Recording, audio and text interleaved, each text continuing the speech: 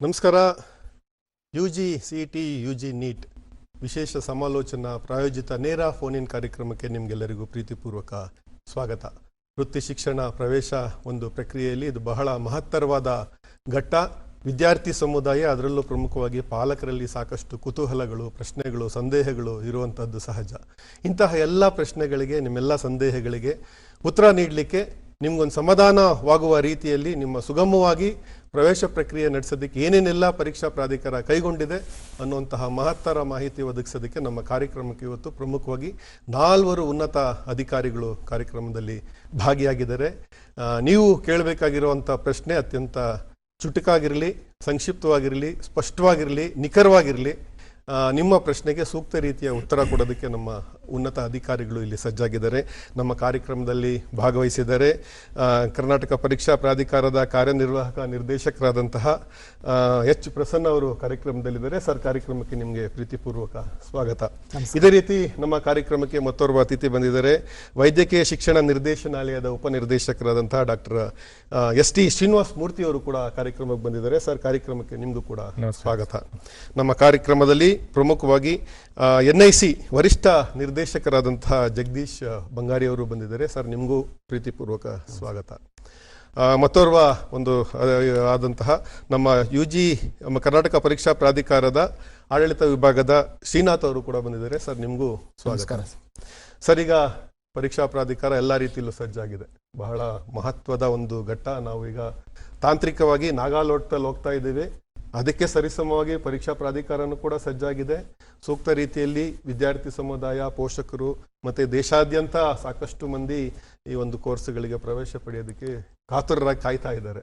ಈ ಕೌನ್ಸಿಲಿಂಗ್ ಪ್ರಕ್ರಿಯೆ ಹೇಗೆ, ಯಾವ ರೀತಿ ಪರೀಕ್ಷಾ ಪ್ರಾಧಿಕಾರ ಸಜ್ಜಾಗಿದೆ, ಏನು ಹೇಳ್ತೀರಾ ನೀವು? ಕರ್ನಾಟಕ ಪರೀಕ್ಷಾ ಪ್ರಾಧಿಕಾರ ವಿವಿಧ ವೃತ್ತಿಪರ ಕೋರ್ಸ್ಗಳಿಗೆ ಪ್ರತಿ ವರ್ಷ ಸೀಟನ್ನು ಹಂಚಿಕೆ ಮಾಡ್ತಾ ಬರ್ತಾ ಇತ್ತು.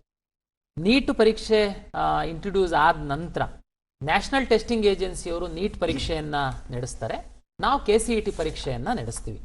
KCET ಪರೀಕ್ಷೆನಲ್ಲಿ ಸಹ ನಾವು ವಿವಿಧ ಕೋರ್ಸ್ಗಳಿಗೆ ನಾವು ರ್ಯಾಂಕ್ ಅನ್ನ ಕೊಡ್ತೀವಿ. ನೀಟ್ ಅವರು ಒಂದೇ ರ್ಯಾಂಕ್ ಅನ್ನ ಕೊಡ್ತಾರೆ. ನೀಟ್ ರ್ಯಾಂಕ್ ಅನ್ನ ಆಧರಿಸಿ ಮೆಡಿಕಲ್ಲು, ಡೆಂಟಲ್ಲು, ಆಯುಷಿಗೆ ನಾವು ಸೀಟ್ ಹಂಚಿಕೆಯನ್ನ ಮಾಡುವಂಥದ್ದು. KCET ನಲ್ಲಿ ಎಕ್ಸಾಮ್ ಒಂದೇನೆ, ಆದರೆ ಆ ಸಬ್ಜೆಕ್ಟ್ಗಳ ಆಧರಿಸಿ ನಾವು ಬೇರೆ ಬೇರೆ ಕೋರ್ಸ್ಗಳಿಗೆ ರ್ಯಾಂಕ್ ಅನ್ನು ಕೊಡ್ತೀವಿ. ಉದಾಹರಣೆಗೆ ಇಂಜಿನಿಯರಿಂಗು, ಫಾರ್ಮ್ ಸೈನ್ಸಸ್ ಒಳಗಡೆ ತಮ್ಗೆ ಗೊತ್ತಿರುವಂತೆ ಅಗ್ರಿಕಲ್ಚರು, ಫಾರೆಸ್ಟ್ರಿ, ಫಿಶರೀಸ್ ಬರುತ್ತೆ. ಮತ್ತೆ ವೆಟರ್ನರಿ ರ್ಯಾಂಕ್ ಅನ್ನ ನಾವು ಕೊಡ್ತೀವಿ. B pharma, D pharma, allied health sciences ಈ ರ್ಯಾಂಕ್ ಅನ್ನ ಕೊಡ್ತೀವಿ. ಕರ್ನಾಟಕ ಪರೀಕ್ಷಾ ಪ್ರಾಧಿಕಾರ ಪರೀಕ್ಷೆಯನ್ನ ನಡೆಸಿ ರ್ಯಾಂಕ್ ಅನ್ನ ಅನೌನ್ಸ್ ಮಾಡಿ, ತಾವು ಏನು ವಿವಿಧ ವರ್ಗಗಳಲ್ಲಿ ಕ್ಲೈಮ್ ಮಾಡಿದ್ರಿ ನಿಮ್ಮ ದಾಖಲೆಗಳನ್ನೆಲ್ಲ ಪರಿಶೀಲನೆ ಮಾಡಿ ಜುಲೈ 8ನೇ ತಾರೀಕಿನಿಂದ ನಾವು ಆಪ್ಷನ್ ಎಂಟ್ರಿಯನ್ನ ಶುರು ಮಾಡಿದ್ದೀವಿ. ತಮಗೆಲ್ಲ ಗೊತ್ತಿರುವಂತೆ ಕಂಬೈನ್ಡ್ ಸೀಟ್ ಅಲಾಟ್ಮೆಂಟ್ ಅನ್ನ ನಾವು ಮಾಡುವಂಥದ್ದು. ಆದರೆ ಒಮ್ಮಿಗೆನೆ ಆಪ್ಷನ್ ಎಂಟ್ರಿ ಮಾಡಲಿಕ್ಕೆ ನಾವು ಬಿಡಲಿಲ್ಲ. ಅದೊಂದು ಪೋಷಕರಲ್ಲಿ, ವಿದ್ಯಾರ್ಥಿಗಳಲ್ಲಿ ಗೊಂದಲ ಇರುತ್ತೆ. ನಾನೀಗಾಗಲೇ ಹೇಳಿದಂತೆ ನೀಟ್ ರ್ಯಾಂಕ್ ಆಧರಿಸಿ ಒಂದಷ್ಟು ಕೋರ್ಸ್ಗಳಿದೆ, 3 ಕೋರ್ಸ್ಗಳಿಗೆ, ಮತ್ತೆ ಉಳಿದಂತೆ CET ರ್ಯಾಂಕ್ ಅನ್ನು ಆಧರಿಸಿ ನಾವು ಕೌನ್ಸಿಲಿಂಗ್ ಮಾಡುವಂಥದ್ದು. ಆದರೆ ಕರ್ನಾಟಕ ಪರೀಕ್ಷಾ ಪ್ರಾಧಿಕಾರಕ್ಕೆ ಪ್ರತಿ ವರ್ಷ ಎಷ್ಟು ಸೀಟ್ಗಳು ವಿವಿಧ ಕೋರ್ಸ್ಗಳಲ್ಲಿ ಇರುತ್ತೆ ಅನ್ನುವಂಥದ್ದು ಆಯಾ ಇಲಾಖೆಯವರು ನಮಗೆ ಕೊಡುವಂಥದ್ದು. ಸೀಟ್ ಅಂತಂದ್ರೆ ಉದಾಹರಣೆಗೆ ವೆಟರ್ನರಿ ಕಾಲೇಜುಗಳು ಎಷ್ಟಿದೆ, ಎಷ್ಟು ಸೀಟ್ಗಳಿದೆ ಈ ವರ್ಷಕ್ಕೆ, ಆ ಸೀಟ್ಗಳಲ್ಲಿ GMಗೆ ಎಷ್ಟು, ಬೇರೆ ವಿವಿಧ ಮೀಸಲಾತಿಗಳಿಗೆ ಎಷ್ಟೆಷ್ಟು ಕೋರ್ಸನ್ನ, ಎಷ್ಟೆಷ್ಟು ಸೀಟ್ಗಳನ್ನ ನಿಗದಿಪಡಿಸಿದೀವಿ ಎನ್ನುವಂಥದ್ದು ಆಯಾ ಇಲಾಖೆಯವರು ಕೊಡಬೇಕು. ನಾವು ಯಾವ್ಯಾವಾಗ ಆ ಇಲಾಖೆಯವರು ನಮಗೆ ಸೀಟ್ ಮ್ಯಾಟ್ರಿಕ್ಸ್ ಅನ್ನು ಕೊಡ್ತಾರೆ. ಈ ತಿಂಗಳು 8ನೇ ತಾರೀಕಿಂದ ನಾವು ಆಪ್ಷನ್ ಎಂಟ್ರಿ ಎನೇಬಲ್ ಮಾಡ್ತಾ ಬರ್ತಾ ಇದೀವಿ. ಈಗ ಕೆಲವು ವಿದ್ಯಾರ್ಥಿಗಳು ನೀಟ್ ಪರೀಕ್ಷೆಯನ್ನ ಬರೆದು ನೀಟ್ ರ್ಯಾಂಕ್ ಅನ್ನ ಪಡೆದುಕೊಂಡು ಮೆಡಿಕಲ್ಗೆ, ಡೆಂಟಲ್ಗೆ, ಆಯುಷಿಗೆ ಮಾತ್ರ ಭಾಗವಹಿಸುವಂತವರು ಕೆಲವರಿದ್ರಿ. ಕೆಲವರು CET ಪರೀಕ್ಷೆಯನ್ನು ಬರೆದಿದ್ರಿ, ನೀಟ್ ಪರೀಕ್ಷೆಯನ್ನು ಬರೆದಿದ್ರಿ. CET ಪರೀಕ್ಷೆ ಬರೆದಿದ್ದವರು ಕೆಲವಷ್ಟು ಇಂಜಿನಿಯರಿಂಗು ಮತ್ತೆ ಫಾರೆಸ್ಟ್ರಿ ಇಂಥ ಫಾರ್ಮ್ ಸೈನ್ಸಸ್ಗೆಲ್ಲ ತಾವು ಆಪ್ಷನ್ ಎಂಟ್ರಿ ಮಾಡಿದ್ರಿ. ನಾನು 3-4 ಡೇಸ್ 5 ಡೇಸ್ ಬ್ಯಾಕ್ ಡೆಂಟಲ್ ಅನ್ನ ಬಿಟ್ಟೆ, ಅವಾಗ ತಾವು ಡೆಂಟಲ್ನ ಹ್ಯಾಡ್ ಮಾಡಿದ್ರಿ. ತಮಗೆಲ್ಲ ಗೊತ್ತಿರುವಂತೆ ಶನಿವಾರದಿಂದ ನಾವು ಮೆಡಿಕಲ್ ಅನ್ನು ಸಹ ಎನೇಬಲ್ ಮಾಡಿದೀವಿ. ಅಂತಿಮವಾಗಿ ನಾವು ನಾಳೆ ಸಂಜೆ ತನಕ ಆಪ್ಷನ್ ಎಂಟ್ರಿ ಮಾಡುವಂಥದ್ದಕ್ಕೆ ನಾನು ಅವಕಾಶವನ್ನ ಕೊಟ್ಟಿದ್ದೀನಿ. ಆಯುಷ್ ಇನ್ನೂ ಬರಲಿಲ್ಲ, ಯೋಗ ನ್ಯಾಚುರೋಪತಿ ಬರಲಿಲ್ಲ, ಯುನಾನಿ ಬರಲಿಲ್ಲ. ಹೇಗೆ ನೀವು ನಾಳೆ ಲಾಸ್ಟ್ ಮಾಡಿಬಿಡ್ತೀರಾ ಆಪ್ಷನ್ ಎಂಟ್ರಿಗೆ?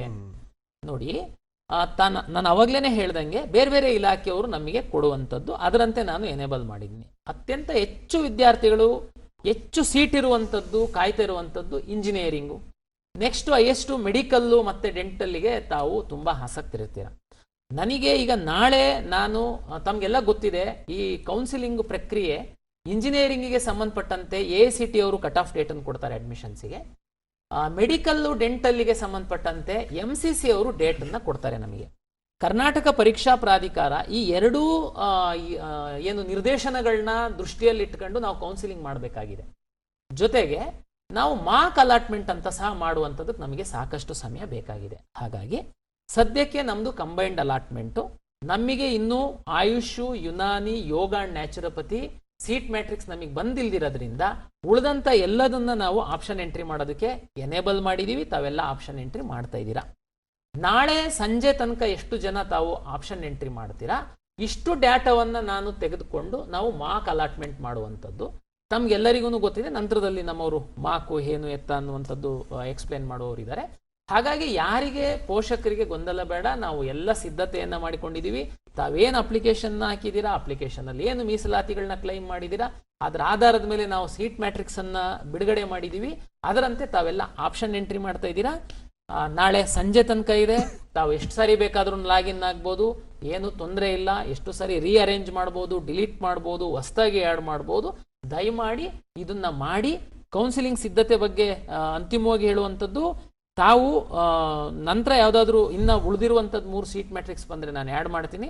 ಆದರೆ ಆಪ್ಷನ್ ಎಂಟ್ರಿಗೆ ಯಾವುದೇ ಲಿಮಿಟ್ ಇರಲ್ಲ. ದಯಮಾಡಿ ನಾಳೆ ಸಂಜೆ ತನಕ ತಾವು ವಿಚಾರ ಮಾಡಿ ಮನೆಯಲ್ಲಿ ಡಿಸ್ಕಷನ್ ಮಾಡಿ ತಾವು ಎಂಟ್ರಿ ಮಾಡುವಂಥದ್ದು ವಿನಂತಿಯನ್ನು ಮಾಡಿಕೊಡ್ತೀನಿ. ಎಷ್ಟು ಸುಲಲಿತವಾಗಿದೆ ವ್ಯವಸ್ಥೆ ಇದು ಅಂತಂದರೆ, ಅವ್ರಿಗೆ ಆಪ್ಷನ್ ನಿಮ್ಮದೇ ಆಯ್ಕೆ, ನೀವು ಮಾಡ್ಕೊಳ್ಳಿ. ನಿಮ್ಗೆ ಅಲ್ಲಿವರೆಗೂ ನಾಳೆ ಸಂಜೆವರೆಗೂ ಅವಕಾಶ ಇದೆ. ಯಾವುದೇ ರೀತಿಯ ಗೊಂದಲಕ್ಕೆ ಒಳಗಾಗಬೇಡಿ, ಆಮೇಲೆ ಆತಂಕನೂ ಪಡಬೇಡಿ. ನಿಮ್ಗೆ ಯಾವ ರೀತಿ ಬೇಕೋ ನೀವು ಅದನ್ನು ಮಾಡ್ಕೊಳ್ಳಿ ಅಂತ ಭಾಳ ಸುಗಮವಾಗಿ ಮಾಡುವಂಥ ಒಂದು ವ್ಯವಸ್ಥೆ ಸರ್ ಇದು.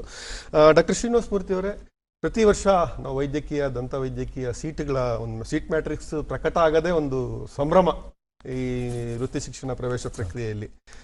ಸೊ ಅದು ಆಯಿತು ಅಂತಂದರೆ ಏನೋ ಒಂದು ಸ್ವಲ್ಪ ಒಂದು ಆಸಕ್ತರಿಗೆ ಇಷ್ಟು ಸೀಟ್ ಇದೆ, ಈ ಬಾರಿ ನಂಗೆ ಸಿಗ್ಬೋದು ಅನ್ನುವಂಥ ನಿರೀಕ್ಷೆ ಸಹಜವಾಗಿ ಇರುವಂಥದ್ದು. ಈ ಬಾರಿ ವೈದ್ಯಕೀಯ ಮತ್ತು ದಂತ ವೈದ್ಯಕೀಯ ಒಂದು ಈ ಸೀಟುಗಳ ಒಂದು ಹಂಚಿಕೆ ಹೇಗಿದೆ, ಅದರ ಒಂದು ಸಂಕ್ಷಿಪ್ತ ಮಾಹಿತಿ ನೀಡೋದಾದರೆ ಹೇಗೆ ಅಂತ. ಈ ಸಾಲಿಗೆ 2025-26ನೇ ಸಾಲಿಗೆ ನ್ಯಾಷನಲ್ ಮೆಡಿಕಲ್ ಕಮಿಷನ್ನಿಂದ ಏನು ಒಂದು ಪರ್ಮಿಷನ್ ಸಿಕ್ಕಿರುತ್ತೆ, ಆ ಕಾಲೇಜುಗಳ ಸಂಖ್ಯೆ 70 ಇದೆ ನಮ್ಮ ಕರ್ನಾಟಕದಲ್ಲಿ. ಅದರ ಪೈಕಿ ಕರ್ನಾಟಕ ಎಕ್ಸಾಮಿನೇಷನ್ ಅಥಾರಿಟಿಯಿಂದ 9263 ಸೀಟುಗಳು ಹಂಚಿಕೆಗೆ ಲಭ್ಯವಿದ್ದಾವೆ.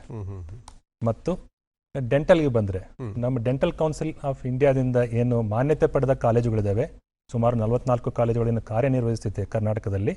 ಅದರಲ್ಲಿ 2619 ಡೆಂಟಲ್ ಸೀಟುಗಳು ಈ ಸಾರಿ ವಿದ್ಯಾರ್ಥಿಗಳಿಗೆ ಲಭ್ಯವಿರುತ್ತವೆ.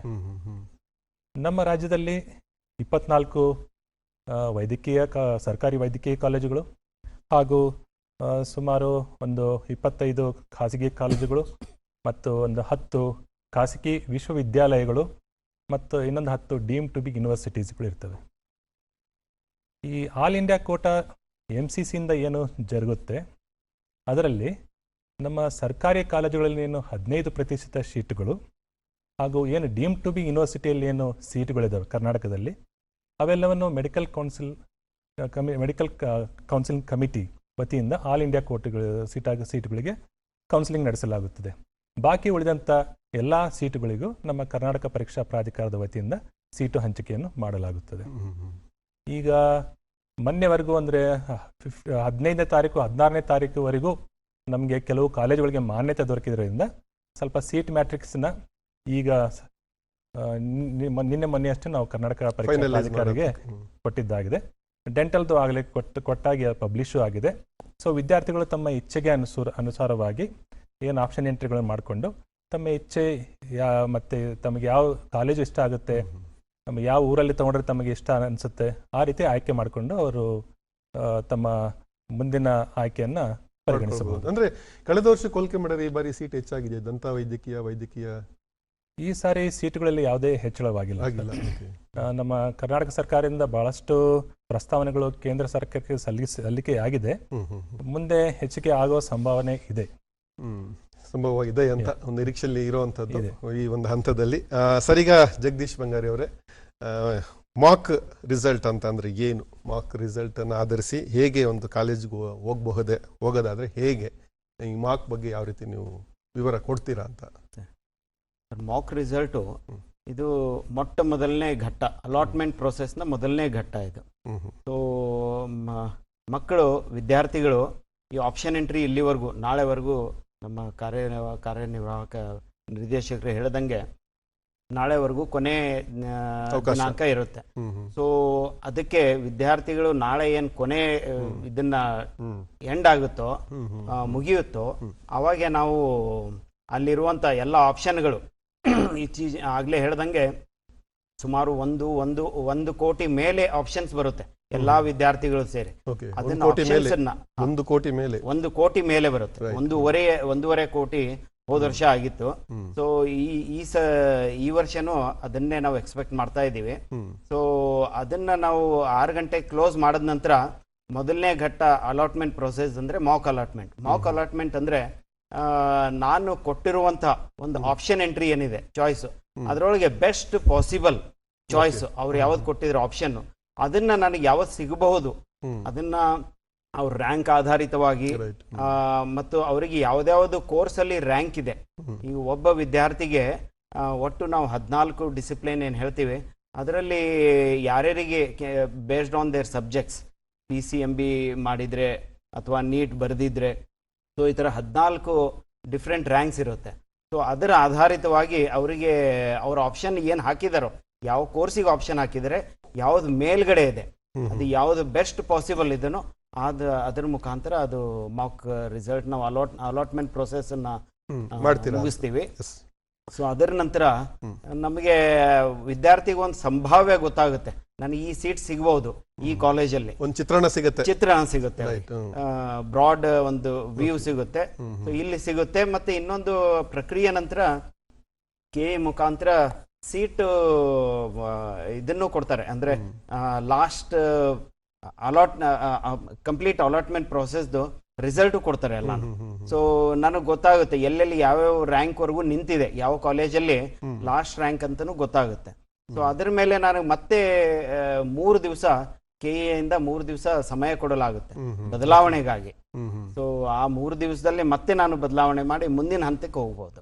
ಓಕೆ ಸರ್, ಈಗ ಶ್ರೀನಾಥ್ ಅವರೇ, ಮೀಸಲಾತಿ ಇದು ಕೂಡ ಒಂದು ಶಿಕ್ಷಣ ವ್ಯವಸ್ಥೆಯಲ್ಲಿ ಬಹಳ ಪ್ರಮುಖವಾದಂಥದ್ದು. ಅದರಲ್ಲೂ ಪ್ರಮುಖವಾಗಿ ವೃತ್ತಿ ಶಿಕ್ಷಣದಲ್ಲಿ ಸೀಟು ಆಯ್ಕೆ ಪ್ರಕ್ರಿಯೆಯಲ್ಲಿ ಮೀಸಲಾತಿನ ಹೇಗೆ ಒಂದು ಅನ್ವಯಿಸಲಾಗತ್ತೆ, ಅದರ ಒಂದು ವಿಧಿವಿಧಾನಗಳು, ಅದರ ಒಂದು ಕ್ರಮಗಳು ಹೇಗಿರ್ತವೆ ಅಂತ? ಸೊ ಮೀಸಲಾತಿ ಕುರಿತು ಆಯಾ ಅಭ್ಯರ್ಥಿಗಳು ಏನಿದ್ದಾರೆ ಅವರು ಅರ್ಜಿ ಸಮಯದಲ್ಲೇ ಕೂಡ ಯಾವ ಮೀಸಲಾತಿ ವರ್ಗಕ್ಕೆ ಅವರು ಸೇರಿದ್ದಾರೆ ಅನ್ನೋದನ್ನ ಅರ್ಜಿಯಲ್ಲಿ RD ಸಂಖ್ಯೆ ಅಂತ ಇರುತ್ತೆ. ಕಂದಾಯ ಇಲಾಖೆಯಿಂದ ಪ್ರಮಾಣ ಪತ್ರ ಏನು ಪಡೆದಿರ್ತಾರೆ ಅದರದ್ದು RD ಸಂಖ್ಯೆನ ಅರ್ಜಿಯಲ್ಲಿ ನಮೂದಿಸಿರ್ತಾರೆ. ಆ RD ಸಂಖ್ಯೆ ಆಧಾರದ ಮೇಲೆ ನಾವು ಕಂದಾಯ ಇಲಾಖೆ ವೆಬ್ ಸರ್ವಿಸ್ ಮೂಲಕ ನಾವು ತಾಳೆ ಮಾಡಿ ಈಗಾಗಲೇ ಪ್ರಕಟಿಸ್ಬಿಟ್ಟಿದ್ದೀವಿ. ಇದಾದ ನಂತರ ಅದರಲ್ಲಿ ಪರಿಶಿಷ್ಟ ಜಾತಿ, ಪರಿಶಿಷ್ಟ ಪಂಗಡ ಅಥವಾ ಹಿಂದುಳಿದ ವರ್ಗ ಏನಿದೆ, ಪ್ರವರ್ಗ 1, 2A, 2B, 3A, 3B, ಈ ಥರ ಯಾವ ಅಭ್ಯರ್ಥಿ ಯಾವ ವರ್ಗಕ್ಕೆ ಸೇರಿದ್ದಾರೆ, ಅವ್ರದ್ದು RD ಆ ನಂಬರ್ ಏನು, ಇದಿಷ್ಟು ಕೂಡ ನಾವು ವೆರಿಫಿಕೇಶನ್ ಸ್ಲಿಪ್ಪಲ್ಲಿ ಮುದ್ರಣ ಮಾಡಿ ಹುಡುಗರಿಗೆ, ಅಭ್ಯರ್ಥಿಗಳಿಗೆ ಕೊಟ್ಬಿಟ್ಟಿದ್ದೀವಿ. ಇದಲ್ಲದೆ ಕನ್ನಡ ಮಾಧ್ಯಮ ಇದೆ ಅಥವಾ ಗ್ರಾಮೀಣ ವ್ಯಾಸಂಗ ಪ್ರದೇಶದಲ್ಲಿ ಮಾಡಿರತಕ್ಕಂಥದ್ದಿದೆ. ಮತ್ತು ಕಲ್ಯಾಣ ಕರ್ನಾಟಕ 371J ಅಂತ ಇರುತ್ತೆ, HK ಅಂತ ಏನು ಕರೀತಾರೆ ಅದು. ಇದಲ್ಲದೆ ವಿಶೇಷ ಪ್ರವರ್ಗಗಳು ಏನಿದೆ ಅಂತಂದರೆ ಕ್ರೀಡೆ ಆಗಿರ್ಬೋದು, NCC ಆಗಿರ್ಬೋದು, ಅಥವಾ ಡಿಫೆನ್ಸ್, ಎಕ್ಸ್ ಡಿಫೆನ್ಸ್, CAPF, ಮಾಜಿ CF ಅಥವಾ ವಿಕಲಚೇತನರು. ಸೊ ಇವೆಲ್ಲರದ್ದು ಕೂಡ ಮಾಹಿತಿ ಕೂಡ ಈಗಾಗಲೇ ನಾವು ವೆಬ್ಸೈಟಲ್ಲಿ ಪ್ರಕಟಿಸಿದ್ದೀವಿ. ಯಾವ ಅಭ್ಯರ್ಥಿ ಯಾವ ಪ್ರಮಾಣ ಪತ್ರ ಸಲ್ಲಿಸಿದ್ದಾರೆ, ಅವರದ್ದು ಏನಾಗಿದೆ, ಅವರು ಯಾವ ಪ್ರವರ್ಗಕ್ಕೆ ಸೇರಿದ್ದಾರೆ ಅನ್ನೋದು ಕೂಡ ಮಾಹಿತಿ ಹುಡುಗರಿಗೆ ಲಭ್ಯ ಇದೆ. ಸೊ ಅದರದ ಆಧಾರದ ಮೇಲೆ ಸರ್ಕಾರದ ಮೀಸಲಾತಿ ನಿಯಮ ರೋಸ್ಟರ್ ಸಿಸ್ಟಮ್ ಪ್ರಕಾರ ಸೀಟು ಹಂಚಿಕೆಯನ್ನು ಮಾಡಬಹುದು. ಸರ್, ಈಗ ನೀವು ಹೇಳ್ದಂಗೆ ಪ್ರಸನ್ನ ಅವರೇ, ಇಂಜಿನಿಯರಿಂಗ್ಗೆ ಅತಿ ಹೆಚ್ಚು ಡಿಮ್ಯಾಂಡ್ ಇರುವಂಥದ್ದು, ಆ ಒಂದು ಪ್ರಕ್ರಿಯೆ ಕೂಡ ಬಹಳ ಪ್ರಮುಖವಾದಂಥದ್ದು. ಈ ಬಾರಿ ಈ ಕರ್ನಾಟಕ ಪರೀಕ್ಷಾ ಪ್ರಾಧಿಕಾರದ ಮೂಲಕ ಎಷ್ಟು ಇಂಜಿನಿಯರಿಂಗ್ ಸೀಟುಗಳನ್ನು ಹಂಚಿಕೆ ಮಾಡಲಾಗ್ತಾ ಇದೆ, ಅದರ ಒಂದು ಶುಲ್ಕ ಪದ್ಧತಿ ಯಾವ ರೀತಿ ಇದೆ, ಹೇಗೆ ಅಂತ? ಕರ್ನಾಟಕ ಪರೀಕ್ಷಾ ಪ್ರಾಧಿಕಾರದಿಂದ ಸೀಟನ್ನು ಹಂಚಿಕೆ ಮಾಡುವಂಥದ್ರಲ್ಲಿ ಅತ್ಯಂತ ಹೆಚ್ಚು ಸೀಟುಗಳು ನಾವು ಇಂಜಿನಿಯರಿಂಗ್ ಹಂಚಿಕೆ ಮಾಡುವಂಥದ್ದು. ಕರ್ನಾಟಕ ರಾಜ್ಯದಲ್ಲಿ ಸರ್ಕಾರಿ ಇಂಜಿನಿಯರಿಂಗ್ ಕಾಲೇಜ್ಗಳಿದೆ, ಯೂನಿವರ್ಸಿಟಿ ಅಧೀನದಲ್ಲಿ ಬರುವಂಥ ಕಾಲೇಜ್ಗಳಿದೆ, ಹಾಗೂ ಪ್ರೈವೇಟ್ ಯೂನಿವರ್ಸಿಟಿ ಇದೆ. ಇದರಲ್ಲಿ ಗೌರ್ಮೆಂಟ್ ಯೂನಿವರ್ಸಿಟಿ ಒಂದು UVC ಇದೆ. ಇದು ಏನಿದೆ ಸರ್ಕಾರದ್ದು ಅಡಿನಲ್ಲಿ ಬರುವಂಥ 100% ಸೀಟನ್ನು ನಾವೇನೆ ಹಂಚಿಕೆ ಮಾಡ್ತೀವಿ. ಏಡೆಡ್ ಕಾಲೇಜ್ ಅಂತ ಸಹ 8 ಸರ್ಕಾರದ ಅನುದಾನ ಪಡಿತಾ ಇರುವಂತಹ 8 ಅನುದಾನಿತ ಕಾಲೇಜ್ಗಳಿದೆ. ಅಲ್ಲಿ 95% ಸೀಟನ್ನು ನಾವೇ ಹಂಚಿಕೆ ಮಾಡುವಂಥದ್ದು.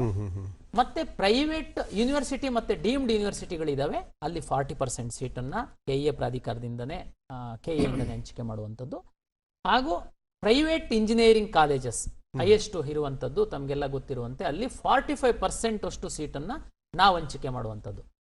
ಈ ವರ್ಷ 77,140 ಸೀಟ್ಗಳನ್ನು ಕರ್ನಾಟಕ ಪರೀಕ್ಷಾ ಪ್ರಾಧಿಕಾರದ ವತಿಯಿಂದ ಹಂಚಿಕೆ ಮಾಡ್ತಾ ಇದ್ದೀವಿ. ಎಲ್ಲ ವಿದ್ಯಾರ್ಥಿಗಳು ಪೋಷಕರು ಅರ್ಥ ಮಾಡ್ಕೊಳ್ಬೇಕು.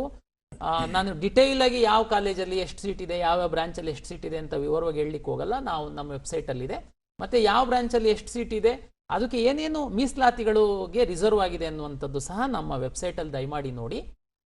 ಬಟ್ ಅತ್ಯಂತ ಹೆಚ್ಚಿನ ಸೀಟ್ಗಳು ಕರ್ನಾಟಕ ಪರೀಕ್ಷಾ ಪ್ರಾಧಿಕಾರದಿಂದ 77,140 ಸೀಟ್ಗಳು ನಮ್ಮಿಂದನೇ ಹಂಚಿಕೆ ಆಗುವಂಥದ್ರಿಂದ ದಯಮಾಡಿ ನೀವು ಇಂಜಿನಿಯರಿಂಗ್ ಆಸ್ಪರೆಂಟ್ಸ್ ಯಾರಿದ್ದೀರಾ, ಇಂಜಿನಿಯರಿಂಗ್ ಮಾಡಬೇಕು ಅಂತನ್ನುವಂಥವ್ರು ಬೇರೆ ಬೇರೆ ಎಲ್ಲ ಕಡೆ ಹೋಗಿ ಅಡ್ಮಿಷನ್ ಆಗೋದಕ್ಕಿಂತ ಮೊದಲು ನಮ್ಮ ಕೌನ್ಸಿಲಿಂಗ್ ಪ್ರಕ್ರಿಯೆಯಲ್ಲಿ ವ್ಯವಸ್ಥಿತವಾಗಿ ತಾವು ನಿಯಮಗಳನ್ನ ಓದ್ಕೊಂಡು ಭಾಗವಹಿಸಿದ್ರೆ ನಿಮ್ಮ ರ್ಯಾಂಕು ಮತ್ತೆ ನಿಮ್ಮ ಮೀಸಲಾತಿ ಆಧರಿಸಿ ನೀವು ಎಂಟ್ರಿ ಮಾಡಿರುವಂತಹ ಆಪ್ಷನ್ ಆಧರಿಸಿ ನಿಮಗೆ ಬೆಸ್ಟ್ ಸೀಟು ಸಿಗಲಿಕ್ಕೆ ಸಾಧ್ಯ ಆಗುತ್ತೆ ಅನ್ನುವಂಥದ್ದು ನನ್ನ ವಿನಂತಿ. Yes sir, doctor Srinivasa Murthy ಅವರೇ, ಈ ಮೆಡಿಕಲ್ ಕೌನ್ಸಿಲಿಂಗ್ ಕಮಿಟಿ ಏನು ಕೆಲಸ ಮಾಡುತ್ತೆ, ಅದೇ ಯಾವ ಕಾಲೇಜುಗಳಿಗೆ ಅದು ಹೇಗೆ ಸೀಟು ಹಂಚಿಕೆ ಮಾಡುತ್ತೆ, ಅದರ ಒಂದು ಪ್ರಕ್ರಿಯೆ ಬಗ್ಗೆ ಒಂದು ಸಂಕ್ಷಿಪ್ತವಾಗಿ ಹೇಳಿದರೆ ಈ ಮೆಡಿಕಲ್ ಕೌನ್ಸಿಲಿಂಗ್ ಕಮಿಟಿ ನಮ್ಮ ಸರ್ಕಾರಿ ಕಾಲೇಜುಗಳೇನಿದೆ 15% ಸೀಟುಗಳನ್ನು ಮತ್ತು ಡೀಮ್ ಟು ಬಿ ಯೂನಿವರ್ಸಿಟಿ ಅಲ್ಲಿರುವಂಥ 100% ಸೀಟುಗಳನ್ನು ಅವರು ಭರ್ತಿ ಮಾಡ್ತಾರೆ.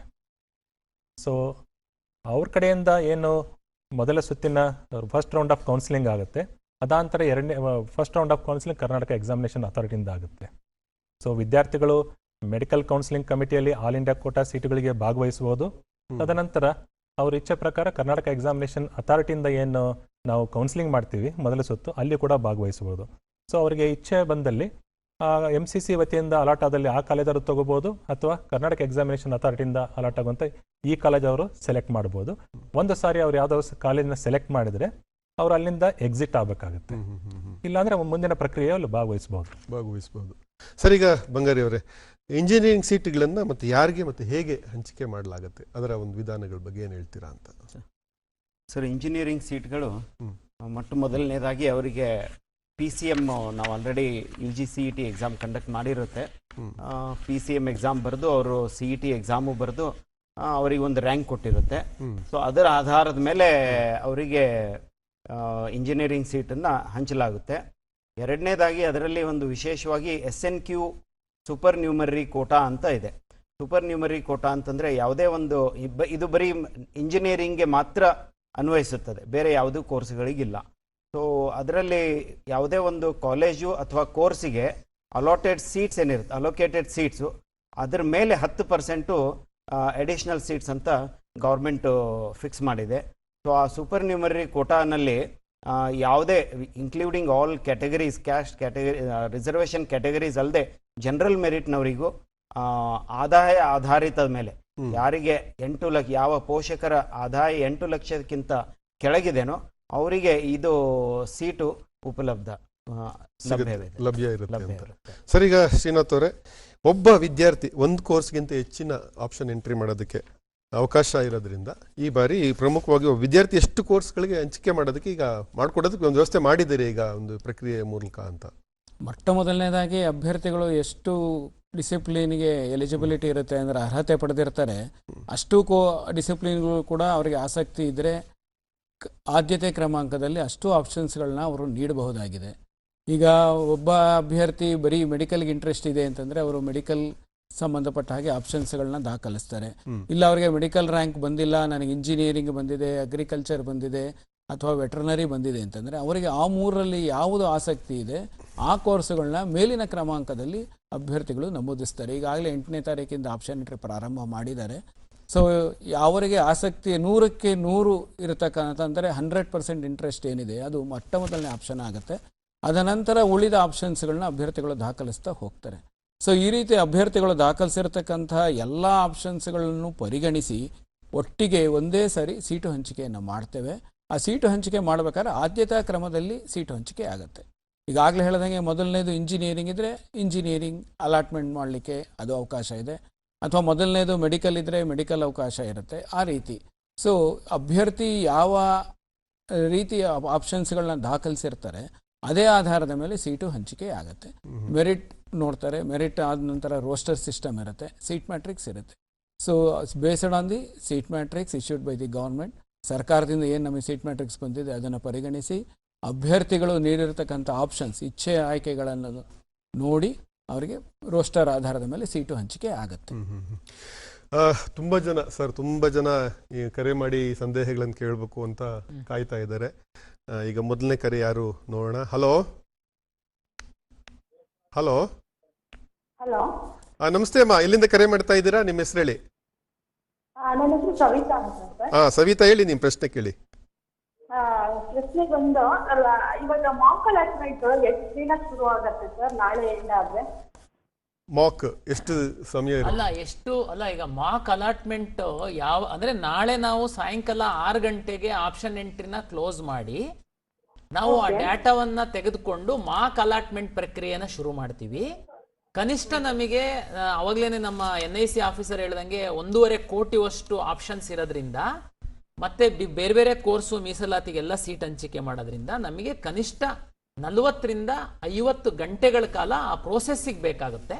ನಂತರ ನಾವು ಮಾಕ್ ರಿಸಲ್ಟ್ ಅನ್ನ ಪಬ್ಲಿಷ್ ಮಾಡ್ತೀವಮ್ಮ. ಸರ್ ಒಂದೇ ಒಂದು ಇನ್ನೊಂದು ಡೌಟ್ ಸರ್, ಪ್ರಸನ್ನ ಸರ್. ಹೇಳಿ. ಇದು ನಮ್ಮ ಹುಡುಗದ್ದು ಇವಾಗ ಸ್ವಲ್ಪ ಕಮ್ಮಿ ಬಂದ್ಬಿಟ್ಟಿದೆ ರ್ಯಾಂಕು.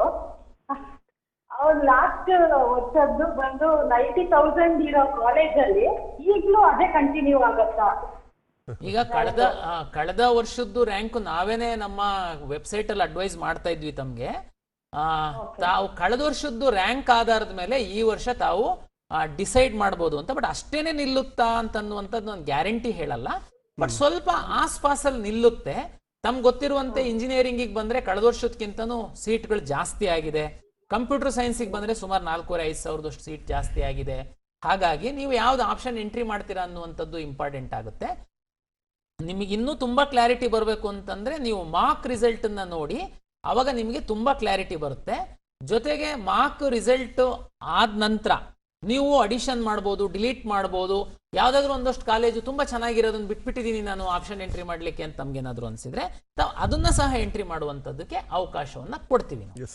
ಪ್ರತಿ ವರ್ಷನೂ ಹಿಂದಿನ ವರ್ಷದ್ದು ಒಂದು ಮಾದರಿ ಆಗತ್ತೆ, ಒಂದು ಮಾಡಲಾಗತ್ತೆ ಈ ಪ್ರವೇಶ ಪ್ರಕ್ರಿಯೆ ಎಲ್ಲ. ಸೊ ಇದಕ್ಕೆ ಈ ಕೋಟಾಗೆ ಇಷ್ಟು ರ್ಯಾಂಕಿಂಗ್ಗೆ ಸೀಟ್ ಸಿಕ್ಕಿದೆ, ಈ ಬಾರಿನೂ ಸಿಗ್ಬೋದಾ, ನಮ್ಮ ಮಗನಿಗೆ ಸಿಗ್ಬೋದಾ, ಮಗಳಿಗೆ ಸಿಗ್ಬೋದಾ ಅನ್ನೋಂಥದ್ದು ನಿರೀಕ್ಷೆ ಸಹಜವಾಗಿ ಸಾಗಿ. ಬೆಂಗಳೂರಿಂದ ಪದ್ಮಾವತಿ ಅವರು ಕರೆ ಮಾಡಿದ್ದಾರೆ.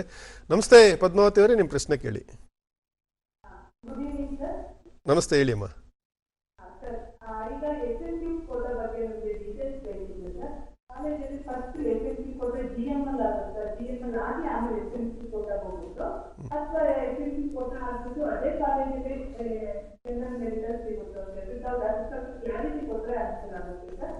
ಈಗ SNQ ನಮ್ಮ NIC ಅವರು ತಮ್ಗೆ ಬ್ರೀಫ್ ಮಾಡಿದ್ರು. SNQ ಅಂತಂದ್ರೇನು? ಈಗ ಉದಾಹರಣೆಗೆ ನಮ್ಮ ಸರ್ಕಾರಿ ಇಂಜಿನಿಯರಿಂಗ್ ಕಾಲೇಜ್ ಹಾವೇರಿನಲ್ಲಿ ಕಂಪ್ಯೂಟರ್ ಸೈನ್ಸಿಗೆ 60 AICT ಇಂದ ಇಂಟೆಕ್ ಇದೆ.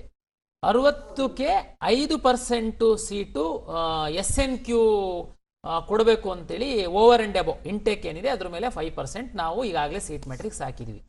ಈಗ ಉದಾಹರಣೆಗೆ ಹಾವೇರಿ ಇಂಜಿನಿಯರಿಂಗ್ ಕಾಲೇಜು ಕಂಪ್ಯೂಟರ್ ಸೈನ್ಸಿಗೆ ಎಷ್ಟು ವಿದ್ಯಾರ್ಥಿಗಳು ಆಪ್ಷನ್ ಎಂಟ್ರಿ ಮಾಡಿದ್ದಾರೆ ಅಂದ್ರೆ, ಈಗ ಒಂದು 60 ಸೀಟಿಗೆ ಉದಾಹರಣೆಗೆ ಒಂದು 500 ವಿದ್ಯಾರ್ಥಿಗಳು ಆಪ್ಷನ್ ಎಂಟ್ರಿ ಮಾಡಿದ್ದಾರೆ ಅಂತ ನಾವು ಭಾವಿಸೋಣ. 500 ವಿದ್ಯಾರ್ಥಿಗಳಲ್ಲಿ ಒಂದು 250 ವಿದ್ಯಾರ್ಥಿಗಳು ಇನ್ಕಮ್ ಲಿಮಿಟ್ 8 ಲಕ್ಷಕ್ಕಿಂತ ಜಾಸ್ತಿ ಇದೆ, ಅವ್ರನ್ನ ಬಿಟ್ಬಿಡಿ ಸೈಡಿಗೆ.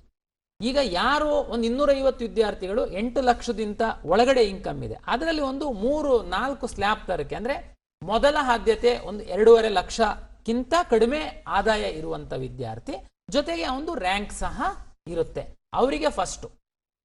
ಆಮೇಲೆ ಇನ್ನೊಂದು ಸ್ವಲ್ಪ ಅವ್ರು ಯಾರು ಸಿಕ್ಕಿಲ್ಲ, ನೆಕ್ಸ್ಟ್ 2.5 ಲಕ್ಷಕ್ಕಿಂತ 5 ಲಕ್ಷದ ತನಕ ಆದಾಯ, ಅಲ್ಲಿ ಯಾರ್ದು ರ್ಯಾಂಕ್ ಫಿಟ್ ಆಗುತ್ತೆ ಅವರಿಗೆ. ಬಟ್ ನೀವು ಹೇಳ್ದಂಗೆ ಕಂಪ್ಯೂಟರ್ ಸೈನ್ಸ್ ಅಲ್ಲಿ 60 ಸೀಟಿಗೆ ನಾವು ರೋಸ್ಟರ್ ಮಾಡಿರ್ತೀವಿ, 5% ಸೀಟು SNQ ಅಂತ ರಿಸರ್ವ್ ಮಾಡಿರುವಂಥದ್ದು ಇರುತ್ತೆ. ಯಾರು ಆಪ್ಷನ್ ಎಂಟ್ರಿ ಮಾಡಿರುವಂಥದ್ರಲ್ಲಿ ಆದಾಯ ಮಿತಿ 8 ಲಕ್ಷಕ್ಕಿಂತ ಒಳಗಡೆ ಇದೆ. ಅದ್ರೊಳಗಡೆ ಯಾರು ಲೋಯೆಸ್ಟ್ ಇನ್ಕಮ್ ಇರುವಂತ ವಿದ್ಯಾರ್ಥಿಗಳಿದ್ದಾರೆ ಅವರಿಗೆ ಅವರ ರ್ಯಾಂಕ್ ಆಧರಿಸಿ ಆದ್ಯತೆಯನ್ನ ಕೊಡಲಾಗುತ್ತೆ. ತಮ್ಗೆ ಗೊತ್ತಿರುವಂತೆ SNQ ಅಂತಿದಂಗೆನೆ ಫೀಸಲ್ಲಿ ಸಹ 50% ಮಾತ್ರ ಇರುತ್ತೆ. ಈ ವರ್ಷ 21,360 ಮಾತ್ರ SNQಗೆ ಇರುತ್ತೆ. ನಾಳೆ ಅಪ್ಗ್ರೇಡೇಷನ್ ಸಂದರ್ಭದಲ್ಲಿ ಸಹ ಈಗ ಉದಾಹರಣೆಗೆ ಯಾರಾದ್ರೂ SNQ ನಲ್ಲಿ ಇದ್ದಂತ ವಿದ್ಯಾರ್ಥಿ ಸೆಕೆಂಡ್ ರೌಂಡ್ ಅಲ್ಲಿ ಬೇರೆ ಎಲ್ಲಾದ್ರೂ ಕಾಲೇಜಿಗೆ ಅಪ್ಗ್ರೇಡ್ ಆಗಿ ಹೋಗ್ತಾನೆ ಅಂತಂದ್ರೆ ನೆಕ್ಸ್ಟ್ ಅದೇ ಬ್ರಾಂಚ್ ಅಲ್ಲಿ ಯಾರಾದ್ರೂ ಇದ್ದಾನೆ ಅವನಿಗೆ ನಾವು ಅಲ್ಲಿ ಪುಷ್ ಮಾಡ್ತೀವಿ. ನಂತರ ಅವನಿಗೆ SNQ ನಲ್ಲಿ ಕನ್ಫರ್ಮೇಶನ್ ಆರ್ಡರ್ಸ್ನ ಸಹ ನಾವು ಕೊಡ್ತೀವಿ. ಇದು ಈ ಪ್ರಕ್ರಿಯೆ ಇದೆ. ಪ್ರತಿ ವರ್ಷದಲ್ಲೂ ಪ್ರತಿ ಒಂದು ಪ್ರಕ್ರಿಯೆನೂ ಒಂದು ಸವಾಲು ಮತ್ತೆ ಸಾಕಷ್ಟು ಸುಧಾರಣೆಗಳು ಕೂಡ ಆಗ್ತಾ ಹೋಗ್ತಾ ಇರುತ್ತೆ. ಅಂದ್ರೆ ಒಟ್ಟಾರೆ ವಿದ್ಯಾರ್ಥಿ ಮತ್ತೆ ಪೋಷಕರಿಗೆ ಒಂದು ಸುಗಮವಾಗಿ ಸುಲಲಿತವಾಗಿ ಅವ್ರು ಯಾವುದೇ ರೀತಿಯಾದಂಥ ತೊಂದರೆಗೆ ಸಿಕ್ಕಾಕೊಳ್ದಿರ ಅವರ ಒಂದು ಆಯ್ಕೆಯ ಇಚ್ಛೆಪಟ್ಟಂತಹ ಸೀಟುಗಳನ್ನು ದೊರಕಿಸ್ಕೊಡೋ ನಿಟ್ಟಿನಲ್ಲಿ ಪ್ರಯತ್ನಗಳು ನಿರಂತರವಾಗಿ ಆಗ್ತಾ ಇದ್ದಾವೆ ಅಂತ. ಎಸ್ ಸರ್, ಈಗ ಮತ್ತೆ ಒಂದು ಕರೆ ಇದೆ ಸರ್. ಈಗ ನಾಯಕ್ ಅವರು ಭದ್ರಾವತಿಯಿಂದ ಕರೆ ಮಾಡಿದ್ದಾರೆ. ನಮಸ್ತೆ ನಾಯಕ್ ಅವರೇ. ನಮಸ್ತೆ ಸರ್. ನಿಮ್ಮ ಪ್ರಶ್ನೆ ಕೇಳಿ ಸರ್. ಸರ್, ಈಗ ನಾವು ವೆರಿಫಿಕೇಶನ್ ಸ್ಲಿಪ್ ಅನ್ನ ಡೌನ್ಲೋಡ್ ಮಾಡಿದ್ವಿ ಸರ್. ಅದರಲ್ಲಿ PUC ಮಾರ್ಕ್ಸ್ಗಳು ಬರ್ತಾ ಇಲ್ಲ. ನೀಟಿನ ಮಾತ್ರ ತೋರಿಸ್ತಾ ಇದೆ, ರಿಜಿಸ್ಟರ್ ನಂಬರ್ ತೋರಿಸ್ತಾ ಇದೆ. ಏನೋ ಪ್ರಾಬ್ಲಮ್ ಆಗುತ್ತೆ ಸರ್? ಅಲ್ಲ, ನೀವು ನೀಟಿಗೆ ಮಾತ್ರ ಬರೆಯುವಂತವ್ರ? ನೀಟಿಗೆ ಅಪಿಯರ್ CET ಎರಡು ಬರ್ದಿದ್ದೀವಿ. ಮತ್ತೆ CET ಬರ್ದಿದ್ದೀರಾ ಅಂತಂದ್ರೆ CET ಇದ್ರಲ್ಲಿ ನಿಮಗೆ PUC ಮಾರ್ಕ್ಸ್ ಮತ್ತೆ CET ರ್ಯಾಂಕ್ಗಳು ಬಂದಿದಾವಲ್ವಾ? ಬಂದಿದೆ ಸರ್, ಬಂದಿದೆ. ಮತ್ತೆ ಡೌನ್ಲೋಡ್ ಮಾಡಿದಾಗ ಸರ್ ನಾವು ಮತ್ತೊಂದ್ಸರಿ ನಾವು ಡೌನ್ಲೋಡ್ ವೆರಿಫಿಕೇಶನ್ ಸ್ಲಿಪ್ ಡೌನ್ಲೋಡ್ ಮಾಡಿದಾಗ ನೀಟಿಂದು ರ್ಯಾಂಕ್ ಒಂದೇ ಬಂದಿದೆ. ಹೌದೌದು, ನೀಟಿಗೆ ನೋಡಿ, ನಮ್ದು PUC ಮಾರ್ಕ್ಸು CETಗೆ ಯಾಕೆ ಇಂಪಾರ್ಟೆಂಟ್ ಅಂತಂದ್ರೆ CET ನಲ್ಲಿ ಎಲ್ಲಾ ರ್ಯಾಂಕ್ಗಳನ್ನ PUCಯ 50% ಮಾರ್ಕ್ಸ್ ಮತ್ತೆ CET ಮಾರ್ಕ್ಸ್ ಅನ್ನ ಆಧರಿಸಿ ನಾವು CET ರ್ಯಾಂಕ್ಗಳನ್ನು ಕೊಡೋದ್ರಿಂದ ನಮ್ಮಲ್ಲಿ ಇಂಪಾರ್ಟೆಂಟು. ನೀಟು ಕೇವಲ ನೀಟು ಪರೀಕ್ಷೆಯ ಆಧರಿಸಿ ರ್ಯಾಂಕ್ ಕೊಡೋದ್ರಿಂದ ಅಲ್ಲಿ PUC ಮಾರ್ಕ್ಸ್ ನಿಮಗೆ ಇಂಪಾರ್ಟೆಂಟ್ ಆಗಲ್ಲ. ಆದ್ರೆ ನೀವು ಮೆಡಿಕಲ್ ಮಾಡಬೇಕು ಅಂತಂದ್ರೆ ಅಲ್ಲಿ ಏನು ಕ್ರೈಟೀರಿಯಾ ಇದೆ, 50% ನಿಮ್ದು PUC ನಲ್ಲಿ ಇರಬೇಕು ಅಂತೇಳಿ, ಅದು ಇದೆ ಅಂತ ಭಾವಿಸ್ತೀನಿ. ಹಾಗಾಗಿ ನೀಟ್ ರ್ಯಾಂಕ್ ಅಲ್ಲಿ ನಿಮ್ದು PUC ಮಾರ್ಕ್ಸ್ ಅಷ್ಟೊಂದು ಇಂಪಾರ್ಟೆಂಟ್ ಆಗಲ್ಲ. ಅಲ್ಲೇನು ರಿಜಿಸ್ಟರ್ ನಂಬರ್ ಒಂದೇ ಹಾಕಿದ್ದಾರೆ ಸರ್. ಸಾಕು ಸಾಕು ಸಾಕು ಸಾಕು ಸರ್. ಓಕೆ ಸರ್, ಗೊಂದಲ ಬೇಡ, ಸಮರ್ಪಕವಾಗಿ ಸುಗಮವಾಗಿ ಪ್ರಕ್ರಿಯೆ ನಡೆಸ್ಕೊಂಡು ಹೋಗಿ ಅಂತ. ಬಂಗಾರಿ ಅವರೇನ ಈ ವಿಷಯಕ್ಕೆ ಸಂಬಂಧಪಟ್ಟಾಗೆ? ಇಲ್ಲ, ಹಳೆ ಪ್ರಶ್ನೆ, ಹಿಂದಿನ ಪ್ರಶ್ನೆ ಬಗ್ಗೆ ಸ್ವಲ್ಪ ನಾನು ಮೊದಲು ಹೇಳಬೇಕಿದ್ರೆ ಕ್ಷಮೆ ಇರಲಿ. 10% ಅಂತ ಹೇಳಿದ್ದೆ, ಅದು 5% ನನ್ನ ಇದರಿಂದ ಆಯ್ತು. ಹಾಗೆ ಅದರಲ್ಲಿ 5 ಏನಂತಂದ್ರೆ ವರ್ಗಗಳಿದೆ. ಮೊದಲನೇ ವರ್ಗ 2.5 ಲಕ್ಷವರೆಗೂ, ಆಮೇಲೆ ಎರಡನೇ ವರ್ಗ 2.5 ಲಕ್ಷದಿಂದ 3.5 ಲಕ್ಷ, ಮೂರನೇ ವರ್ಗ 3.5 ಲಕ್ಷದಿಂದ 4.5 ಲಕ್ಷ, ನಾಲ್ಕನೇ ವರ್ಗ 4.5 ಇಂದ 6 ಲಕ್ಷದ್ದು. ಸೊ ಕೊನೆಯದಾಗಿ 5ನೇ ವರ್ಗ 6 ಲಕ್ಷದಿಂದ 8 ಲಕ್ಷ. ಸೊ ಹೀಗೆ 5 ವರ್ಗಗಳಾಗಿ ವಿಂಗಡಿಸಿದ್ದಾರೆ. ಸೊ ಒಟ್ಟು 5% ಸೂಪರ್ ನ್ಯೂಮರಿ ಕೋಟಾನಲ್ಲಿ ಈ ವರ್ಗಗಳ ಪ್ರಕಾರ ಅವರನ್ನ ಅಲಾಟ್ಮೆಂಟ್ ಮಾಡೋದು. ಕ್ಲಾರಿಟಿ ಕೊಡೋಣ. ಎಸ್ ಸರ್, ಈಗ ಶಿವಮೂರ್ತಿ ಅವರು ಕರೆ ಮಾಡಿದ್ದಾರೆ. ನಮಸ್ತೆ ಶಿವಮೂರ್ತಿ ಅವರೇ. ನಮಸ್ಕಾರ ಎಲ್ಲರಿಗೂ, ತಮ್ಗೆಲ್ಲ ಸರ್. ಮಾತಾಡಿ ಶಿವಮೂರ್ತಿ ಅವರೇ, ನಿಮ್ ಪ್ರಶ್ನೆ ಕೇಳಿ. ತುಂಬಾ ಉತ್ಸಾಹದಿಂದ ಇದ್ದೀರಾ? ಹೌದು ಸರ್. ನಾವು ತಮ್ಮಲ್ಲಿ ಕೇಳುವುದೇನಂದ್ರೆ 56% ರಿಸರ್ವೇಶನ್ ಕೊಟ್ಟಿದ್ದೀರಾ ಸರ್. ಓಕೆ. ಅದ್ರಲ್ಲಿ ನಮ್ಮ 3A ಮತ್ತು 3Bಗೆ ನೀವು 5% ಯಥಾಸ್ಥಿತಿ ಕಾಪಾಡಿದ್ದೀರಾ ಸರ್. ಅದ್ರಲ್ಲಿ ನಮ್ಮ ಇದು ಸುಪ್ರೀಂ ಕೋರ್ಟ್ ಆದೇಶದ ಪ್ರಕಾರ 50%ಗೆ ಮೀರಂಗಿಲ್ಲ ಸರ್ ಇದು ರಿಸರ್ವೇಶನ್.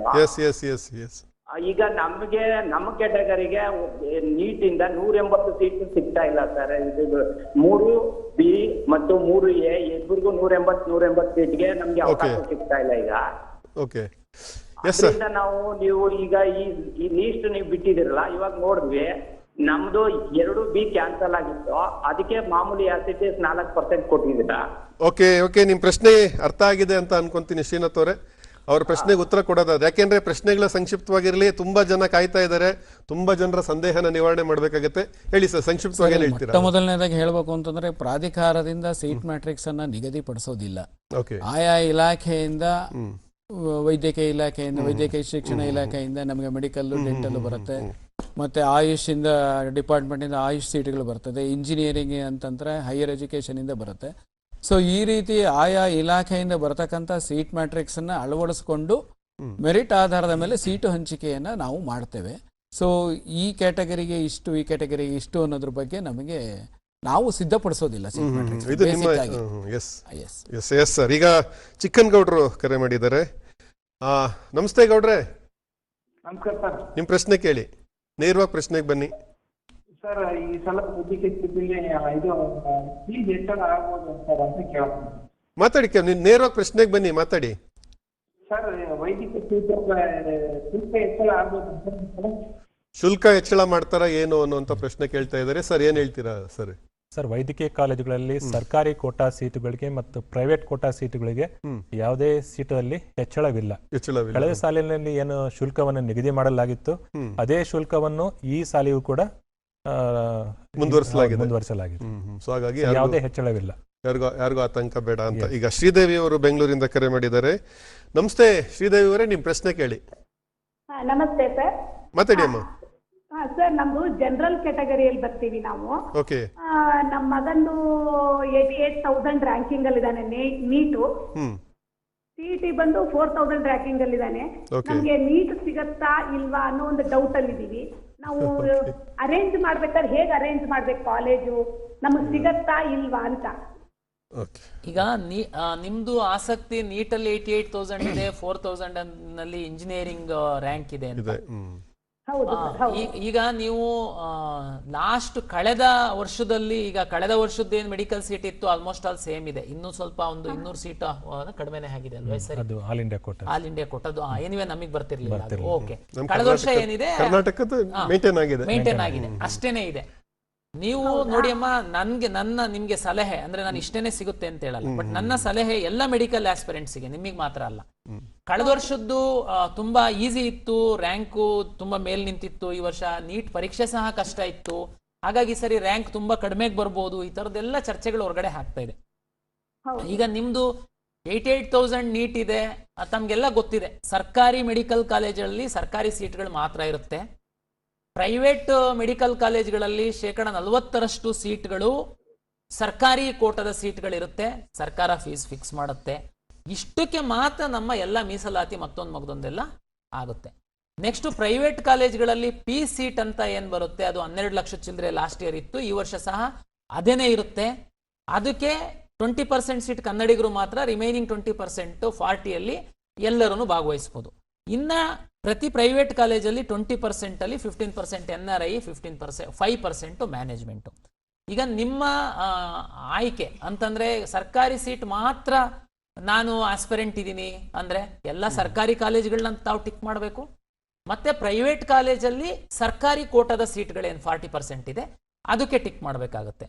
ಜೊತೆಗೆ ಇಲ್ಲ ಸ್ವಲ್ಪ 12.5 ಲಕ್ಷದಷ್ಟು ನಾನು ಪೇ ಮಾಡೋದಕ್ಕೆ ಸಿದ್ಧ ಇದ್ದೀನಿ ನಾನು ಅಂತಂದ್ರೆ ಅದು ಎಲ್ಲ ಪ್ರೈವೇಟ್ ಕಾಲೇಜಲ್ಲಿ 12.5 ಲಕ್ಷದ್ದು ಸೀಟ್ ಏನಿದೆ ಅದನ್ನ ತಾವು ಟಿಕ್ ಮಾಡಬೇಕಾಗುತ್ತೆ.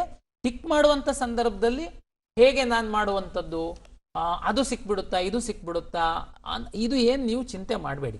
ಕಳೆದ ವರ್ಷ 3 ರೌಂಡ್ಗಳಲ್ಲಿ ಯಾವ್ಯಾವ ರ್ಯಾಂಕಿಗೆ ಜನರಲ್ ಮೆರಿಟ್ ಅಲ್ಲಿ ಯಾವ್ಯಾವುದು ಕಾಲೇಜಲ್ಲಿ ಸೀಟು ಗೌರ್ಮೆಂಟ್ದು ಸಿಕ್ಕಿದೆ ಅಥವಾ ಹೈಯರ್ ಫೀಸಿಂದು ಸಿಕ್ಕಿದೆ ತಮಗೆ ಒಂದು ಚೆಕ್ ಮಾಡ್ಕೊಳ್ಳಿ. ಅದರ ಆಧಾರದ ಮೇಲೆ ತಾವು ನಿಮ್ಮ ಆಪ್ಷನ್ಗಳನ್ನ ಎಂಟ್ರಿ ಮಾಡಿ. ನೀವು ಎಷ್ಟು ಸಾಧ್ಯ ಅಷ್ಟು ಆಪ್ಷನ್ನ ಎಂಟ್ರಿ ಮಾಡಿ. ಅಂದ್ರೆ ಈಗ ನಿಮ್ದು ಕಟ್ ಆಫ್ ಏನಿತ್ತು ಅಲ್ಲೇ ಮೇಲೆ ಕೆಳಗೆ 4 ಕಾಲೇಜ್ ಮಾತ್ರ ಮಾಡಬೇಕಾ? ನೋ, ಆ ಥರ ಮಾಡಬೇಡಿ. ನೀವು ಎಷ್ಟು, ಯಾಕೆಂದ್ರೆ ಯಾವುದು ಆಪ್ಷನ್ ಎಂಟ್ರಿ ಮಾಡಲಿಕ್ಕೆ ಇಷ್ಟೇ ಕಾಲೇಜ್ಗಳನ್ನ ಎಂಟ್ರಿ ಮಾಡಬೇಕು ಅಂತ ಏನು ಲಿಮಿಟ್ ಇಲ್ಲ. ತಾವು ದಯಮಾಡಿ ಎಷ್ಟು ಆಪ್ಷನ್ ಎಂಟ್ರಿ ಮಾಡ್ತೀರಾ ಮಾಡಿ.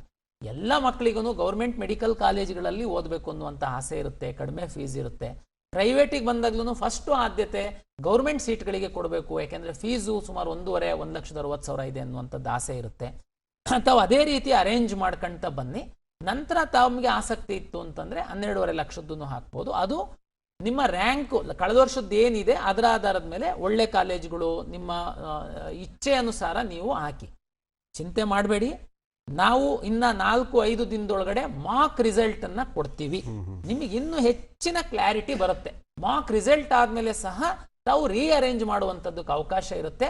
ಮೆಡಿಕಲ್ ಆಸ್ಪಿರೆಂಟ್ಸಿಗೆ ಎಲ್ಲರಿಗೆ ಅದು ತುಂಬಾ ಸಹಾಯ ಆಗುತ್ತೆ. ಮಾಕ್ ರಿಸಲ್ಟ್ ಆದ್ಮೇಲೆ ಅವಾಗ ನೀವು ಕರೆಕ್ಟ್ ನಿಮಗೊಂದು ಐಡಿಯಾ ಬರುತ್ತೆ, ನನ್ನ ಸ್ಥಾನ ಎಲ್ಲಿದೆ, ನಾನು ಏನಾದ್ರೂ ಸಣ್ಣ ಪುಟ್ಟ ಬದಲಾವಣೆ ಮಾಡ್ಬೇಕಾ ಅನ್ನುವಂಥದ್ದು ನಿಮಗೆ ಕ್ಲಾರಿಟಿ ಬರುತ್ತೆ.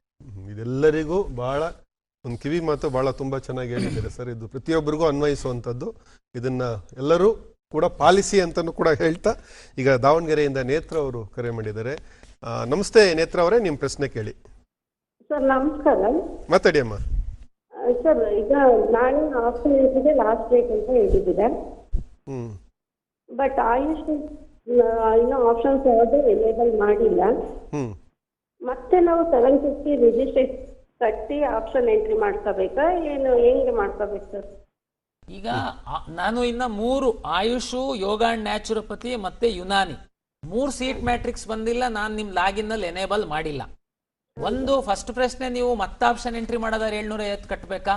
ನೋ.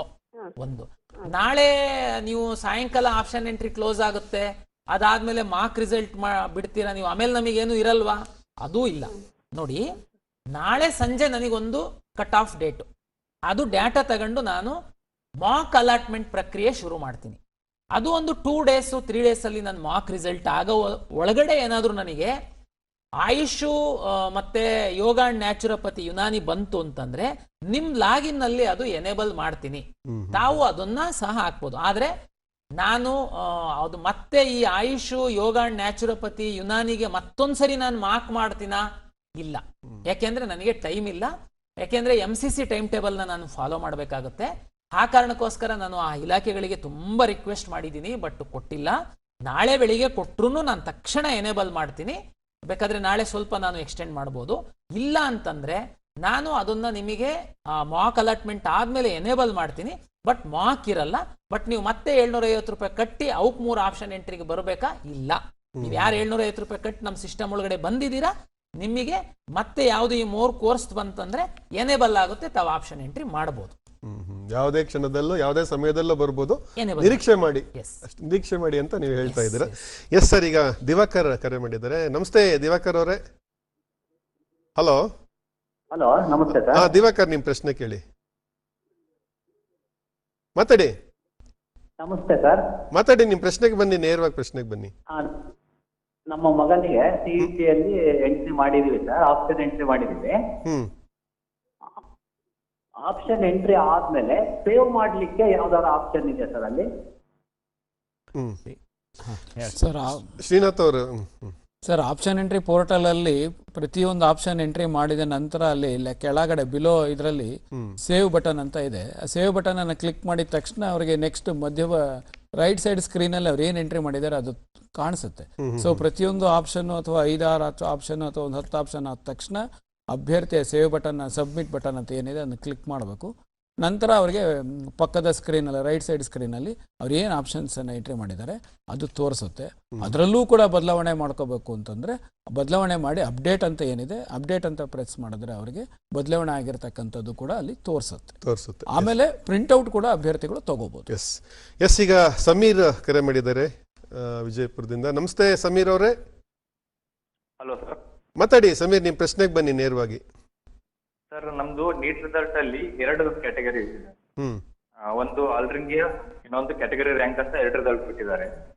ಸೀಟ್ ಮ್ಯಾಚ್ ಪ್ರಕಾರ ನಾವು ಯಾವ್ದನ್ನ ಕನ್ಸಿಡರ್ ಮಾಡಿ ಸೀಟ್ ಅರೇಂಜ್ ಮಾಡಬೇಕು? All India.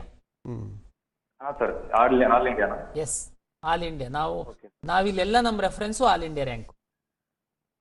ಸರಿ ಸರ್, ಈಗ ಶ್ರೀನಿವಾಸಮೂರ್ತಿ ಅವರೇ, ಒಂದು MCC ಮತ್ತೆ KE ಎರಡೂ ಕೌನ್ಸಿಲಿಂಗ್ ನಲ್ಲಿ ವಿದ್ಯಾರ್ಥಿಗಳು ಭಾಗವಹಿಸಬಹುದೇ? ಇದೊಂದು ಸಂದೇಹ ಇದೆ. ಹೌದು, ಯಾವಾಗಲೂ MCC ಇಂದ ಏನು ಕೌನ್ಸಿಲಿಂಗ್ ಶುರು ಆಗುತ್ತೆ ಅದು ಮೊದಲು ಒಂದು ವಾರ 10 ದಿವಸ ಅವ್ರು ಮಾಡ್ತಾರೆ, ಫಸ್ಟ್ ರೌಂಡ್ ಆಫ್ ಕೌನ್ಸಿಲಿಂಗ್. ಅದಾದ ನಂತರ ನಮ್ಮ ಸ್ಟೇಟ್ ಕೌನ್ಸಿಲ್ನವರಿಗೆ, ಅಂದ್ರೆ ಕರ್ನಾಟಕ ಪರೀಕ್ಷಾ ಪ್ರಾಧಿಕಾರದವರಿಗೆ ಮೊದಲನೇ ಸುತ್ತಿನ ಏನು ಕೌನ್ಸಿಲಿಂಗ್ಗೆ ಅವಕಾಶ ಕೊಡ್ತಾರೆ. ಸೊ ಒಂದ್ಸಾರಿ ಅವ್ರು ಏನಾದ್ರು MCC ಅಲ್ಲಿ ಭಾಗವಹಿಸಿ ಅಲ್ಲಿ ಏನಾದ್ರು ಅವ್ರ ಸೀಟು ಹಂಚಿಕೆಯಾಗಿ ಅವ್ರ ಇಷ್ಟ ಆದ್ರೆ ಆ ಕಾಲೇಜ್ನ ಇಟ್ಕೊಂಡು ಕರ್ನಾಟಕ ಎಕ್ಸಾಮಿನೇಷನ್ ಅಥಾರಿಟಿಯಲ್ಲಿ ಕೂಡ ಅವ್ರು ಭಾಗವಹಿಸಿ ಇಲ್ಲಿ ಕೂಡ ಸೀಟನ್ನು ಪಡಿಬಹುದು. ಸೊ ಇವೆರಡರಲ್ಲಿ ಅವ್ರಿಗೆ ಯಾವ ಸೀಟ್ ಇಷ್ಟ ಆಗುತ್ತೆ ಅದನ್ನ ತಗೊಂಡ್ಬಿಟ್ಟು ಒಂದ್ ಕಡೆಯಿಂದ ಎಕ್ಸಿಟ್ ಆಗಿ ಅವ್ರು ಬೇಕಾದ ಕಾಲೇಜಲ್ಲಿ ಅವರು ಪ್ರವೇಶ ಪಡೆಯಬಹುದು. ಅವರ ವಿವೇಚನೆಗೆ ಬಿಟ್ಟಿರುವಂತದ್ದು. ಎಸ್ ಸರ್, ಈಗ ಗದಗಿಂದ ರಾಜೇಂದ್ರ ಅವರು ಕರೆ ಮಾಡಿದ್ದಾರೆ. ನಮಸ್ತೆ ರಾಜೇಂದ್ರ. ನಮಸ್ಕಾರ ಸರ್. ಪ್ರಶ್ನೆಗೆ ಬನ್ನಿ ಸರ್ ನೇರವಾಗಿ. ಸರ್, ಈಗ ಆಪ್ಷನ್ ಎಂಟ್ರಿನ ನಾವು ಸೆಕೆಂಡ್ ರೌಂಡ್ ಮತ್ತು ಸೆಕೆಂಡ್ ಎಕ್ಸ್ಟೆಂಡ್ ರೌಂಡ್ ಪ್ರಕಾರ ನಾವು ಆಪ್ಷನ್ ಎಂಟ್ರಿ ಮಾಡಿವಿ ಸರ್. ಈಗ ಅದೇ ಪ್ರಕಾರ ನಮಗೆ ಸೀಟ್ ಅಲಾಟ್ಮೆಂಟ್ ಆಗುತ್ತೆ ಸರ್, ಆಗೋ ಸಂಭವ ಇದೆ ಒಂದು ಪ್ರಶ್ನೆ. ಇನ್ನೊಂದು, ಎಲ್ಲ ರೌಂಡಲ್ಲಿ ಕೂಡ ನಮಗೆ SNQ ಕೋಟಾ ಸಿಗೋ ಸಂಭವ ಇದೆ ಸರ್. ಈಗ ನೀವು second round, second extended round cut off ಆಧರಿಸಿ ನೀವು ಆಪ್ಷನ್ ಎಂಟ್ರಿ ಮಾಡಿದ್ದೀರಾ ಅಂತ ಹೇಳ್ತಾ ಇದ್ದೀರಾ.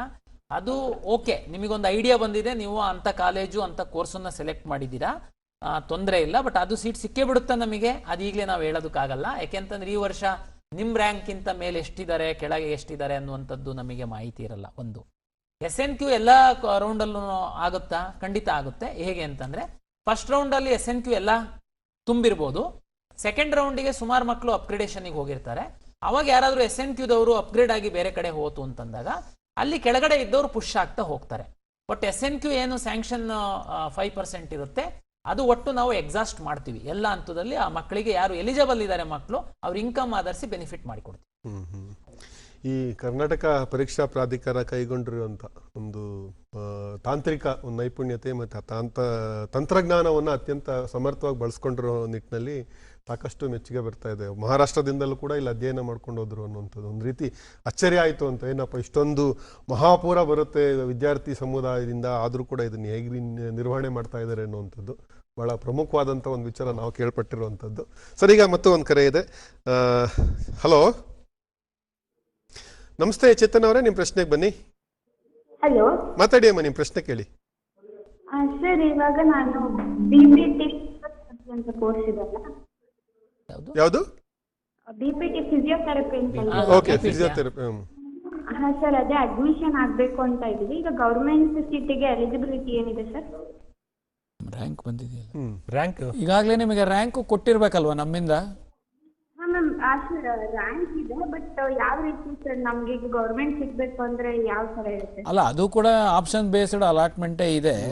ನೀವು ಯಾವ ಕ್ರಮಾಂಕದಲ್ಲಿ, ಯಾವ ಆದ್ಯತೆಯಲ್ಲಿ ನೀವು ಆಪ್ಷನ್ಸ್ ಅನ್ನು ಎಂಟ್ರಿ ಮಾಡಿರ್ತೀರೋ ಅದೇ ರೀತಿ ಅಲಾಟ್ಮೆಂಟ್ ಆಗುತ್ತೆ. ಈಗಾಗಲೇ ಸಾಕಷ್ಟು ಸಲ ಹೇಳಿದಾಗೆ ನಿಮಗೆ ಸರ್ಕಾರಿ ಕಾಲೇಜುಗಳಲ್ಲಿ ಆಸಕ್ತಿ ಇದ್ರೆ ನೀವು ಮೇಲಿನ ಕ್ರಮಾಂಕಗಳಲ್ಲಿ ಎಲ್ಲವೂ ಕೂಡ ಸರ್ಕಾರಿ ಕಾಲೇಜನ್ನು ನಮೂದಿಸಬಹುದು.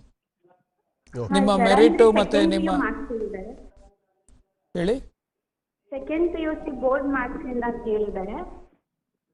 ಅಲ್ಲ, ಈಗ ನಿಮಗೆ ಆಗಲೇ ಮೆರಿಟ್ ಕೊಟ್ಟಿದ್ದೀವಲ್ಲ ನಾವು, ರ್ಯಾಂಕ್ ಪಟ್ಟಿ ಬಂದಿದೆ. ಹೌದಾ? ಹೌದು ಸರ್, ಹೌದು. ವೆರಿಫಿಕೇಶನ್ ಸ್ಲಿಪ್ ತಗೊಂಡಿದ್ದೀರಿ ಅಲ್ವಾ ತಾವು? ಅದರಲ್ಲಿ ರ್ಯಾಂಕ್ ಹಾಕಿದೆಯಲ್ಲ, ಆ ರ್ಯಾಂಕ್ ಆಧಾರದ ಮೇಲೆನೆ ನಿಮಗೆ ಸೀಟ್ ಹಂಚಿಕೆ ಆಗತ್ತೆ. ನಿಮಗೆ ಸರ್ಕಾರಿ ಕಾಲೇಜುಗಳಲ್ಲಿ ಆಸಕ್ತಿ ಇದ್ರೆ ನೀವು ಫಸ್ಟ್ ಪ್ರಿಫರೆನ್ಸ್ ಆಗಿ ನೀವು ಸರ್ಕಾರಿ ಕಾಲೇಜುಗಳನ್ನೇ ಆಯ್ಕೆ ಮಾಡ್ಕೋಬಹುದು. ಎಸ್ ಸರ್, ಈಗ ಬೆಂಗಳೂರಿಂದ ರಮೇಶ್ ಅವರು ಕರೆ ಮಾಡಿದ್ದಾರೆ. ನಮಸ್ತೆ ರಮೇಶ್ ಅವರೇ, ನಿಮ್ಮ ಪ್ರಶ್ನೆ ಕೇಳಿ. ಸರ್, ಪ್ರಸನ್ನ ಸರ್, ನಮಸ್ತೆ ಸರ್. ನಮಸ್ತೆ, ಹೇಳಿ. ಸರ್, ನಮ್ದು ಇದಕ್ಕೆ ಕಾಂಪಿಟಿಗೆ ಸಂಬಂಧಪಟ್ಟಾಗಿ ಒಂದು ಪ್ರಶ್ನೆ ಸರ್. ತಾವು KE ಆದ್ಮೇಲೆ ಕಾಂಪಿಟಿಗೆ ಅವಕಾಶ ಕೊಡ್ತೀವಿ ಅಂತ ಹೇಳ್ತೀವಿ ಸರ್, ಅದಕ್ಕೆ ಆಪ್ಷನ್ ಎಂಟ್ರಿಗೆ ಹೇಳಿ. KE ಅವ್ರು ಏನ್ ಮಾಡ್ತಾರೆ ಅಂದ್ರೆ ನಾಳೆ ಕಾಂಪಿಟಿಗೆ ಮಾತ್ರ ಒಂದು ರಿಸಲ್ಟ್ ಅನೌನ್ಸ್ ಮಾಡ್ತಾ ಇದ್ದಾರೆ ಸರ್. ಇವಾಗ ನಾವು ತಮ್ಗೆಲ್ಲ ಗೊತ್ತಿರುವಂತೆ ಖಾಸಗಿ ಕಾಲೇಜುಗಳಲ್ಲಿ 45% ಸೀಟ್ ನಾವು ಅಲಾಟ್ ಮಾಡಿದ್ರೆ 30% ಸೀಟನ್ನ ಕಾಮೆಟ್ ಕೇರ್ ಅಲಾಟ್ ಮಾಡ್ತಾರೆ. ಎಲ್ಲ ವಿದ್ಯಾರ್ಥಿಗಳು ನಮ್ಮಲ್ಲೂ ಅಪ್ಲಿಕೇಶನ್ ಹಾಕಿರ್ತಾರೆ, ಕೌನ್ಸಿಲಿಂಗ್ ಅಲ್ಲಿ ಭಾಗವಹಿಸ್ತಾರೆ, ಕಾಮೆಟ್ ಕೇನಲ್ಲೂ ಭಾಗವಹಿಸ್ತಾರೆ. ಅಂದ್ರೆ ತಮ್ಗೆ ಗೊತ್ತಿರಲ್ಲ ಗ್ಯಾರಂಟಿ ಎಲ್ಲಿ ಸೀಟ್ ಸಿಗುತ್ತೆ ಅಂತ. ಸರ್ಕಾರ ವಿನಂತಿಯನ್ನ ಮಾಡಿತ್ತು, ನಮ್ದು ಫಸ್ಟ್ ರೌಂಡ್ ಆದ್ಮೇಲೆ ಕಾಮೆಟ್ ಕೇದವರು ಫಸ್ಟ್ ರೌಂಡ್ ಮಾಡಬೇಕು ಅಂತೇಳಿ. ಈಗ ನಾವು ಆಕ್ಚುಲಿ 25ನೇ ತಾರೀಕು ನಮ್ದು ಫಸ್ಟ್ ರೌಂಡ್ ರಿಸಲ್ಟ್ ಅನೌನ್ಸ್ ಮಾಡ್ತೀವಿ ಅಂತ ನಾವು ಟೈಮ್ ಟೇಬಲ್ ಮಾಡುವುದಕ್ಕೋಸ್ಕರ ಅವರು ಕಾಮೆಟ್ ಕೇದವರು ಈಗಾಗಲೇ ಶೆಡ್ಯೂಲ್ ಮಾಡಿದ್ದಾರೆ. ನಮಗೆ ಈಗ ಮೆಡಿಕಲ್ ಮತ್ತೆ ಡೆಂಟಲ್ ಸೀಟ್ ಮ್ಯಾಟ್ರಿಕ್ಸ್ ಬಂದಿದ್ದು, ಜೊತೆಗೆ MCC ಅವರು ನಮ್ದು 30ನೇ ತಾರೀಕಿಂದ 6ನೇ ತಾರೀಕಿನ ತನಕ ಕೌನ್ಸಿಲಿಂಗ್ ನಾವು ಸ್ಟೇಟ್ ಅವ್ರು ಮಾಡಬೇಕು ಅಂತ ನಿರ್ದೇಶನ ನೀಡಿರುವ ಹಿನ್ನೆಲೆಯಲ್ಲಿ ನಮ್ದು 25ನೇ ತಾರೀಕು ಫೈನಲ್ ರಿಸಲ್ಟ್ ಅನೌನ್ಸ್ ಮಾಡಕ್ ಆಗಲ್ಲ ನಾವು. ಆದ್ರಿಂದ ನಾವು ಕಾಮೆಟ್ ಕೇದವರಿಗೆ ರಿಕ್ವೆಸ್ಟ್ ಮಾಡ್ತೀವಿ, ಅವ್ರದ್ದು ರಿಸಲ್ಟ್ ಅನ್ನ ಸ್ವಲ್ಪ ಮುಂದೂಡಿ ಅಂತೇಳಿ. ಹಾಗಾಗಿ ಏನ್ ಚಿಂತೆ ಮಾಡಬೇಡಿ, ತಾವು ಅಲ್ಲಿ ಭಾಗವಹಿಸಿದ್ರು ನಮ್ದು ಆದ್ಮೇಲೆ ಅವರು ರಿಸಲ್ಟ್ ಅನೌನ್ಸ್ ಮಾಡೋದಕ್ಕೆ ನಾವು ಸರ್ಕಾರದ ವತಿಯಿಂದ ರಿಕ್ವೆಸ್ಟ್ ಮಾಡ್ತೀವಿ. ಹಾಗಾಗಿ ನೀವು ನಮ್ಮಲ್ಲಿ ಸೀಟ್ ಸಿಕ್ತು ಅಂತಂದ್ರೆ ತಾವು ಅದನ್ನ ಬಿಡಬಹುದು. ಎರಡು ತಾಕ್ಲಾಟ ಆಗಲ್ಲ, ಆಗದೇ ಇರೋ ರೀತಿಯಲ್ಲಿ ಒಂದು ವ್ಯವಸ್ಥೆ ಮಾಡೋದಕ್ಕೆ ಆಗತ್ತೆ ಅಂತ ಹೇಳ್ತಾ ಇದ್ದೀರಾ. ಈಗ ಬೆಂಗಳೂರಿಂದ ತನು ಅವರು ಕರೆ ಮಾಡಿದ್ದಾರೆ. ನಮಸ್ತೆ ತನು ಅವರೇ. ನಮಸ್ಕಾರ ಸರ್. ನಿಮ್ ಪ್ರಶ್ನೆ ಕೇಳಿ ಅಮ್ಮ. ಇವಾಗ ನೀಟ್ ಅಲ್ಲಿ ಸೆಮಿ ಗವರ್ಮೆಂಟ್ ಅಲ್ಲಿ ಡೊನೇಷನ್ಸ್ ಸ್ವಲ್ಪ ನಮ್ಗೆ ಭಯ ಇದೆ ಸರ್. ಸೆಮಿ ಗವರ್ಮೆಂಟ್ ಸಿಕ್ಕಿದ್ರು ಕೆಲವೊಂದು ಕಾಲೇಜಲ್ಲಿ ತುಂಬಾ ಡೊನೇಷನ್ಸ್ ತಗೊಂತಾರೆ ಅಂತ ರಿಸರ್ಚ್ ಮಾಡಿದ್ಮೇಲೆ ಗೊತ್ತಾಯ್ತು. ಓಕೆ ಸರ್, ಇದು ನೀವು ತುಂಬಾ ಈ ವಿಚಾರಕ್ಕೆ ಸಂಬಂಧಪಟ್ಟಂಗೆ ತುಂಬಾ ಅವೇರ್ನೆಸ್ ಮಾಡ್ತಾ ಇದ್ದೀರಾ. ಸೊ ಇದು ಬಹಳ ಎಲ್ಲರಿಗೂ ಅನ್ವಯಿಸುವಂಥದ್ದು, ಒಂದು ಭೀತಿ ಇರುವಂಥದ್ದು, ಆತಂಕ ಇರುವಂಥದ್ದು, ಕಳವಳ ನಿವಾರಿಸಕ್ಕೆ ಏನು ಅಂತ ಸರ್? ತನೋರೆ, ಇಲ್ಲಿ ಎರಡು ವಿಷಯನ ನಾನು ಮೆಡಿಕಲ್ ಆಸ್ಪಿರೆಂಟ್ಸ್ ವಿದ್ಯಾರ್ಥಿಗಳಿಗೆ, ಪೋಷಕರಿಗೆ ಎರಡು ವಿಷಯನ ನಾನು ಹೇಳಲಿಕ್ಕೆ ಇಚ್ಛೆ ಪಡ್ತೀನಿ. ಸೆಮಿ ಗೌರ್ಮೆಂಟ್ ಅಂದ್ರೆ ಬಹುಶಃ ನೀವು 12 ಲಕ್ಷದ ಹೈಯರ್ ಫೀಸ್ ಇಂದು ಸೀಟ್ ಬಗ್ಗೆ ಹೇಳ್ತಾ ಇದ್ದೀರಾ ಅಂತ ನಾನು ಭಾವಿಸ್ತೀನಿ. ಪ್ರೈವೇಟ್ ಖಾಸಗಿ ಸರ್ಕಾರಿ ಕಾಲೇಜಲ್ಲಿ ಪ್ರಶ್ನೆನೇ ಇಲ್ಲ, ಒಂದೇ ಫೀಸ್ ಇದೆ, 100% ಸೀಟ್ ಅಡ್ಮಿಷನ್ ಆಗ್ತೀವಿ. ನೀವು ಖಾಸಗಿ ಕಾಲೇಜ್ಗಳು ಬಂದಾಗ ಖಾಸಗಿ medical college, private university medical college ಮತ್ತೆ ಡೀಮ್ಡ್ ಅಲ್ಲಿ ಸಹ ಕೆಲವು ಕಾಲೇಜು ಕೆಲವು ಸೀಟ್ಗಳನ್ನ ನಾವು ಅಲಾಟ್ ಮಾಡ್ತೀವಿ. ಬಹಳ ಸ್ಪಷ್ಟವಾಗಿ NMC, ಸುಪ್ರೀಂ ಕೋರ್ಟ್ ಎಲ್ಲ ಹೇಳಿದ್ದಾರೆ, ಫೀಸನ್ನ ಸರ್ಕಾರಿ ಕೋಟದ್ದು ಸೀಟ್ಗಳು ಮತ್ತೆ ಹೈಯರ್ ಫೀಸ್ ಏನು ಸೆಮಿ ಗೌರ್ಮೆಂಟ್ ತಾವು ಹೇಳಿದ್ರಿ 12 ಲಕ್ಷ ಚಿಲ್ಲರೆದು, ಅದೆರಡನ್ನ ಫೀಸನ್ನ ಫಿಕ್ಸ್ ಮಾಡೋ ಅಧಿಕಾರ ಸರ್ಕಾರದ ಹತ್ರ ಇದೆ, ಸರ್ಕಾರನೇ ಫಿಕ್ಸ್ ಮಾಡಿದೆ. ಈವನ್ ಮ್ಯಾನೇಜ್ಮೆಂಟ್ ಮತ್ತೆ NRI ಅಂತ ಏನು 2 ಕೆಟಗರಿ ಸೀಟ್ಸ್ ಇದೆ, ಅದಕ್ಕೆ ಕಾಲೇಜಿನವರು ಫಿಕ್ಸ್ ಮಾಡಬೇಕು ಅಂತೇಳಿ ಸರ್ಕಾರ ಅಧಿಕಾರ ಕೊಟ್ಟಿದೆ. ಆದರೆ ಎಷ್ಟನ್ನು ಫಿಕ್ಸ್ ಮಾಡ್ತಾರೆ ಅನ್ನುವಂಥದ್ದನ್ನ ಅವ್ರು ನಮಗೆ ಹೇಳಬೇಕು, ನಾವು ಪಬ್ಲಿಷ್ ಮಾಡ್ತೀವಿ, ನಮಗೇನೆ ನೀವು ಫಸ್ಟ್ ಇಯರ್ ಫೀಸನ್ನ ಕಟ್ಟಬೇಕು, ನಮ್ಮಿಂದನೇ ನಿಮಗೆ ಸೀಟ್ ಅಲಾಟ್ಮೆಂಟ್ ಮಾಡ್ತೀವಿ, ನೀವು ಹೋಗಿ ಕಾಲೇಜಿಗೆ ಅಡ್ಮಿಷನ್ ಆಗಬೇಕು. ನೇರವಾಗಿ ಹೋಗಿ ಫಸ್ಟ್ ಇಯರ್ದು ನೇರವಾಗಿ ಕಾಲೇಜಿಗೆ ಹೋಗಿ ಅಡ್ಮಿಷನ್ ಆಗೋದಕ್ಕೆ ಅವಕಾಶ ಇಲ್ಲ, ನೇರವಾಗಿ ಹೋಗಿ ಫಸ್ಟ್ ಇಯರ್ದು ಕಾಲೇಜಿಗೆ ದುಡ್ಡು ಕಟ್ಟುವಂಥದ್ದಕ್ಕೂ ಅವಕಾಶ ಇಲ್ಲ. ನನಗೆ ಮಾಹಿತಿ ಪ್ರಕಾರ ಕೆಲವರು ಮ್ಯಾನೇಜ್ಮೆಂಟ್ ಸೀಟು 2-3 ವರ್ಷದ ಹಿಂದೆ ಇತ್ತು, ಅದು ಮ್ಯಾನೇಜ್ಮೆಂಟ್ NRI ಸೀಟನ್ನು ನೇರವಾಗಿ ಕಾಲೇಜಿಗೆ ಹೋಗಿ ಅಡ್ಮಿಷನ್ ಆಗ್ತಾ ಇದ್ರು. ಅದೇ ಒಂದು ಮನಸ್ಥಿತಿಯಲ್ಲಿ ಕೆಲವರು ಪೇರೆಂಟ್ಸು ಅವರು ಇವರಿಗೆ ಭೇಟಿ ಆಗ್ತಾ ಇದ್ದಾರೆ. ಯಾರು ಕಾಲೇಜಿಗೆ ಭೇಟಿ ಆಗ್ತೀರಾ ಖಂಡಿತ ಅವರು ನಿಮಗೆ ಮಿಸ್ಗೈಡ್ ಮಾಡಲ್ಲ, KE ಮುಖಾಂತರ ಬನ್ನಿ ಅಂತ ಹೇಳ್ತಾರೆ. ತಾವ್ಯಾರಾದ್ರೂ ಮಧ್ಯವರ್ತಿಗಳನ್ನ ಭೇಟಿ ಮಾಡಿದ್ರೆ ಅವರು ನಿಮಗೆ ಮೋಸ ಮಾಡ್ತಾರೆ. ಇದು ದಯಮಾಡಿ ಅರ್ಥ ಮಾಡ್ಕೊಳ್ಳಿ. ಮ್ಯಾನೇಜ್ಮೆಂಟ್ ಸೀಟು NRI ಸೀಟಿಗೆ ಫೀಸನ್ನ ಫಿಕ್ಸ್ ಮಾಡುವಂತಹ ಅಧಿಕಾರ ಖಾಸಗಿ ಮೆಡಿಕಲ್ ಕಾಲೇಜ್ ಅವರಿಗಿದೆ, ಆದರೆ ನೇರವಾಗಿ ಅಡ್ಮಿಷನ್ ಮಾಡಿಕೊಳ್ಳುವಂತಹ ಅಧಿಕಾರ ಅವರಿಗಿಲ್ಲ. ಅವರು ಫೀಸ್ ಏನು ಫಿಕ್ಸ್ ಮಾಡ್ತಾರೆ ಅದನ್ನ ನಾನು ಪಬ್ಲಿಷ್ ಮಾಡ್ತೀನಿ KE ಇಂದ. ನೀವು ನಮ್ಮಲ್ಲಿ ಕೌನ್ಸಿಲಿಂಗ್ ಭಾಗವಹಿಸ್ತೀರಾ, ನಿಮ್ಮ ರ್ಯಾಂಕ್ ಆಧರಿಸಿ ಸೀಟ್ ಅಲಾಟ್ ಆಗುತ್ತೆ. ಫಸ್ಟ್ ಇಯರ್ ದುಡ್ಡನ್ನು ಸಹ ನೀವು ನಮಗೇನೆ ಕಟ್ತೀರಾ, ನಾವು ಕಾಲೇಜಿಗೆ ಕಳಿಸ್ಕೊಡ್ತೀವಿ. ಈಗ ಹೈಯರ್ ಫೀಸಿಗೆ ಸಂಬಂಧಪಟ್ಟಂತೆ ನೀವು 12.5 ಲಕ್ಷ ಅಂತ ಡಿಸ್ಪ್ಲೇ ಮಾಡಿದ್ದೀರಾ, ನಾವು ಅಷ್ಟು ನಿಮ್ಗೆ ಕಟ್ತೀವಿ. ಕಾಲೇಜಿಗೆ ಹೋದಂಥ ಸಂದರ್ಭದಲ್ಲಿ ಅವರು ಬೇರೆ ಬೇರೆ ಎಲ್ಲ ಫೀಸ್ ಅಂತೇಳಿ ನಮಗೆ ಕೇಳ್ತಾರೆ ಅಂತೇಳಿ. ನೋಡಿ, ಅವರು ಯಾವುದು ಸ್ಕಿಲ್ ಲ್ಯಾಬು ಅಥವಾ ಸಣ್ಣ ಪುಟ್ಟದ್ದು ತುಂಬಾ ಮೀಗರ್ ಅಮೌಂಟನ್ನು ಅವರು ಅಧಿಕೃತವಾಗಿ ವೆಬ್ಸೈಟಲ್ಲಿ ಪಬ್ಲಿಷ್ ಮಾಡಿರ್ತಾರೆ. ಆದ್ರೆ ನೀವು ರಿಸರ್ಚ್ ಮಾಡಿದ್ರಿ, ನಾವೆಲ್ಲಿ ವಿಚಾರಿಸಿದ್ರಿ? ನೋ, ನೀವು ಚಿಂತೆ ಮಾಡಬೇಡಿ. ಇವತ್ತು ಇಂಜಿನಿಯರಿಂಗ್ ಇರಲಿ, ಮೆಡಿಕಲ್ ಇರಲಿ, ಯಾವುದೇ ಕೋರ್ಸ್ಗಳಿಗಿರಲಿ, ಫೀಸ್ ರೆಗ್ಯುಲೇಷನ್ ಕಮಿಟಿ ಅಂತೇಳಿ ಒಂದು ಕಮಿಟಿ ಇದೆ. ಜಸ್ಟಿಸ್ ಹೈಕೋರ್ಟ್ ನಿವೃತ್ತ ನ್ಯಾಯಾಧೀಶರು ಆ ಒಂದು ಕಮಿಟಿಯ ಮುಖ್ಯಸ್ಥರಾಗಿರ್ತಾರೆ. ದಯಮಾಡಿ ನೀವು ಯಾವುದಾದ್ರೂ ಕಾಲೇಜಲ್ಲಿ ಅಡ್ಮಿಷನ್ ಸಂದರ್ಭದಲ್ಲಿ ನಿಮಗೆ ಹೆಚ್ಚುವರಿ ಡೊನೇಷನ್ ಅನ್ನ ಕೇಳ್ತು ಅಂತಂದ್ರೆ ನೀವು ಆ ಕಮಿಟಿಗೆ ದೂರನ್ನು ಕೊಡಬಹುದು. ಆ ಕಮಿಟಿ ನಮ್ಮ ಕಚೇರಿಯಲ್ಲೇನೆ ಕಾರ್ಯನಿರ್ವಹಿಸುತ್ತೆ. ಇದು ಬಹಳ ಮುಖ್ಯವಾದಂತಹ ಮಾಹಿತಿ. ಯಾರು ಕೂಡ ಮೋಸಕ್ಕೆ ಒಳಗಾಗಬೇಡಿ, ಯಾಮರ್ಸೋಂಥವ್ರು ಇದ್ದೇ ಇರ್ತಾರೆ, ಯಾಮಾರಬೇಡಿ ಅಂತ ಹೇಳ್ತಾ ಇದ್ದಾರೆ ನೀವು. Yes sir. ಸರ್, ಈಗ 2 ಕರೆ ಕಾಯ್ತಾ ಇದೆ ಸರ್. ಒಂದು ಮೈಸೂರಿಂದ ಸಂಜಿತ್ ಅವರು ಕರೆ ಮಾಡಿದ್ದಾರೆ, ಅದ್ರ ಜೊತೆಲಿ ಇನ್ನೊಂದು ಕರೆನೂ ಕೂಡ ಒಟ್ಟಿಗೆ ತಗೊಂಡ್ಬಿಡೋಣ, 2 ಕರೆನೂ. ನಮಸ್ತೆ ಸಂಜಿತ್ ಅವರೇ. ಹಲೋ ಸರ್, ಮಾತಾಡಿ, ನಿಮ್ಮ ಪ್ರಶ್ನೆ ಕೇಳಿ. ಸರ್, ನಾವಿವಾಗ ಒಂದು ಕಾಲೇಜ್ಗೆ ನಾವು ಆಪ್ಷನ್ ಎಂಟ್ರಿ ಮಾಡಿದೀವಿ. ಅದು ನಮ್ಗೆ ಫಸ್ಟ್ ರೌಂಡ್ ಮತ್ತೆ ಸೆಕೆಂಡ್ ರೌಂಡ್ ಅಲ್ಲಿ ಲಾಸ್ಟ್ ಇಯರ್ ಕಟ್ ಆಫ್ ಅಲ್ಲಿ ಸಿಗಲ್ಲ. ಬಟ್ ಸೆಕೆಂಡ್ ಎಕ್ಸ್ಟೆಂಡ್ ರೌಂಡ್ ಅಲ್ಲಿ ನಮ್ಗೆ ಅಲಾಟ್ ಆಗಬಹುದು ಕಾಲೇಜು. ಓಕೆ ಸರ್, ಅದೇನಾದ್ರು ಅಲಾಟ್ ಆಗಲಿಲ್ಲ ನಮ್ಗೆ ಏನಾದ್ರು ಫೈನ್ ಇರುತ್ತಾ ಅಂತ. ಓಕೆ ಈ ಪ್ರಶ್ನೆ, ಇದರ ನಂತರ ಇನ್ನೊಂದು ಕರೆ ಕಾಯ್ತಾ ಇದೆ. Hello hello. ಆಯ್ತು ಸಂಜಿತ್ ಅವರೇ, ನಿಮ್ಮ ಪ್ರಶ್ನೆ ಅರ್ಥ ಆಗಿದೆ. Okay. Hello hello hello Ullas ಅವರೇ, ನಮಸ್ತೆ. ನಮಸ್ತೆ ಸರ್. ಉಲ್ಲಾಸ್, ನಿಮ್ಮ ಪ್ರಶ್ನೆ ಕೇಳಿ. ಸರ್, ಇದು SNQ ಕೋಟೆಗೆ ಆಪ್ಷನ್ ಎಂಟ್ರಿ ಏನಾದ್ರು ಆಗ್ಬೇಕಾ ನಾವು? ಹೌದಾ ಸರ್? ಓಕೆ. SNQ ನಲ್ಲಿ ಆಪ್ಷನ್ ಕೋಟ ಏನು ಹಾಕದೇ ಇರಲ್ಲ. ನೀವು ಏನು ನಿಮ್ಮ ಅರ್ಜಿ ಜೊತೆಗೆ ನಿಮ್ಮ ಆದಾಯವನ್ನ ನಮೂದಿಸಿದೀರಾ, ಅದರ ಆಧಾರದ ಮೇಲೆ ನಾವು ಸಿಸ್ಟಮ್ ಅಲ್ಲೇ ಅಲಾಟ್ ಮಾಡ್ತೀವಿ. ಅದಕ್ಕೇನು ಸಪರೇಟ್ ಆಪ್ಷನ್ ಎಂಟ್ರಿ ಇಲ್ಲ. ಮೊದಲು ವಿದ್ಯಾರ್ಥಿ ಕೇಳಿದಂತವ್ರು ಲಾಸ್ಟ್ ಇಯರ್ ಎಕ್ಸ್ಟೆಂಡೆಡ್ ರೌಂಡ್ ಅಲ್ಲಿ ಸಿಕ್ಕಿತ್ತು, ಈ ವರ್ಷ ನನಗೆ ಎಕ್ಸ್ಟೆಂಡೆಡ್ ರೌಂಡ್ ಅಲ್ಲಿ ಸಿಗುತ್ತಾ ಅಂತೇಳಿ. ಅದು ನೀವು ಎಲ್ಲಾ ಕಾಲೇಜನ್ನು ಏನು ಆಪ್ಷನ್ ಎಂಟ್ರಿ ಮಾಡಿದೀರಾ ಮಾಡಿ ಬೇಸ್ಡ್ ಆನ್ ಯುವರ್ ರ್ಯಾಂಕ್ ಸಿಗುತ್ತೆ. ಆಮೇಲೆ ಸಿಕ್ಕಿಲ್ಲ ಅಂತಂದ್ರೆ ಸಿಕ್ಕಿ ಏನೋ ಪ್ರಾಬ್ಲಮ್ ಅಂತ, ಅದೊಂದು ಗಂಭೀರವಾದ ಪ್ರಶ್ನೆ. ನೀವು ಫಸ್ಟ್ ರೌಂಡ್ ಸೀಟ್ ಸಿಗುತ್ತೆ, ಅಪ್ಗ್ರೇಡೇಷನ್ ಅಂತ ಸೆಕೆಂಡ್ ರೌಂಡಿಗೆ ಹೋಗ್ತೀರಾ. ಸೆಕೆಂಡ್ ರೌಂಡ್ ಅಲ್ಲಿ ನೀವು ಹಾಕಿರೋದೇನೆ ಸಿಗುತ್ತೆ, ಬಟ್ ಸ್ಟಿಲ್ ನೀವು ಥರ್ಡ್ ರೌಂಡಿಗೆ ಹೋಗ್ತೀರಾ. ಥರ್ಡ್ ರೌಂಡ್ ಅಲ್ಲಿ ಹೋಗಿ ಸಹ ಮತ್ತೆ ನೀವು ಕಾಲೇಜಿಗೆ ಹೋಗಲ್ಲ, ನಿಮ್ಮ ಮೇಲೆ ಕೇಸ್ ಆಗುತ್ತೆ. ಯಾಕೆಂತಂದ್ರೆ ನೀವೇನೆ ನನಗೆ ಪ್ರಿಯಾರಿಟಿ ಮೇಲೆ ನಾನು ಅಪ್ಗ್ರೇಡ್ ಆಗ್ತೀನಿ ಅಂತ ಬಂದಿದ್ದೀರಾ. ನೀವು ಥರ್ಡ್ ರೌಂಡ್ ತನಕ ಬಂದು ನೀವೇನಾದ್ರೂ ಕಾಲೇಜಿಗೆ ಹೋಗಿಲ್ಲ ಅಂತಂದ್ರೆ ಕೇಸ್ ಆಗುತ್ತೆ. ಹಾಗಾಗಿ ಯಾಕೆ ಕೇಸ್ ಆಗುತ್ತೆ? ನಮ್ಮಿಷ್ಟ ನಿಮ್ಮಿಷ್ಟ ಇಲ್ಲ. ನೀವು ಫಸ್ಟ್ ಸೆಕೆಂಡ್ ರೌಂಡ್ ಅಲ್ಲಿ ನೀವು ಆಪ್ಷನ್ ಎಂಟ್ರಿ ಮಾಡಿರೋದಕ್ಕೆ ನಿಮಗೆ ನಾವು ಕೊಟ್ಟಿದೀವಿ.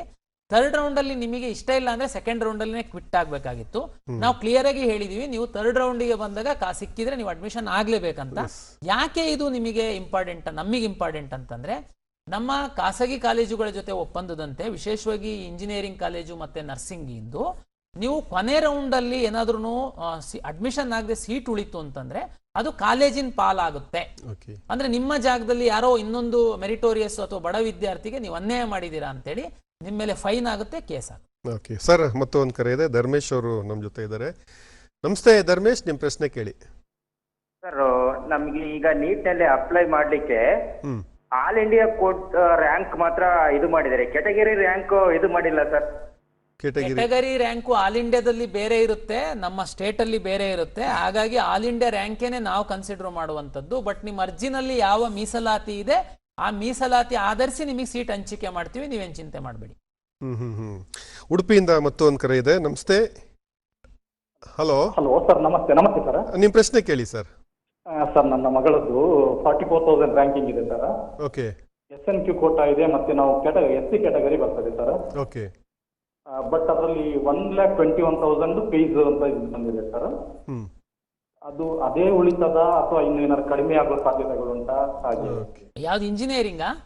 Engineering sir, engineering. ಅಲ್ಲ, ನೀವು ನೋಡಿ, ಇಂಜಿನಿಯರಿಂಗಿಗೆ ಸಂಬಂಧಪಟ್ಟಂತೆ, ಮೆಡಿಕಲ್ಗೆ ಸಂಬಂಧಪಟ್ಟಂತೆ ಖಾಸಗಿ ಕಾಲೇಜಲ್ಲಿ ಸರ್ಕಾರಿ ಸೀಟ್ ಇರ್ಬೋದು, ಇಂಜಿನಿಯರಿಂಗ್ ಗೌರ್ಮೆಂಟ್ ಕಾಲೇಜಲ್ಲಿ ಸರ್ಕಾರಿ ಸೀಟ್ ಇರ್ಬೋದು. ತಾವು SC ಅಂತ ಹೇಳ್ತಾ ಇದ್ದೀರಾ, SC ST ಅವರಿಗೆ ಫೀಸ್ ಇಲ್ಲ, 0 ಫೀಸ್.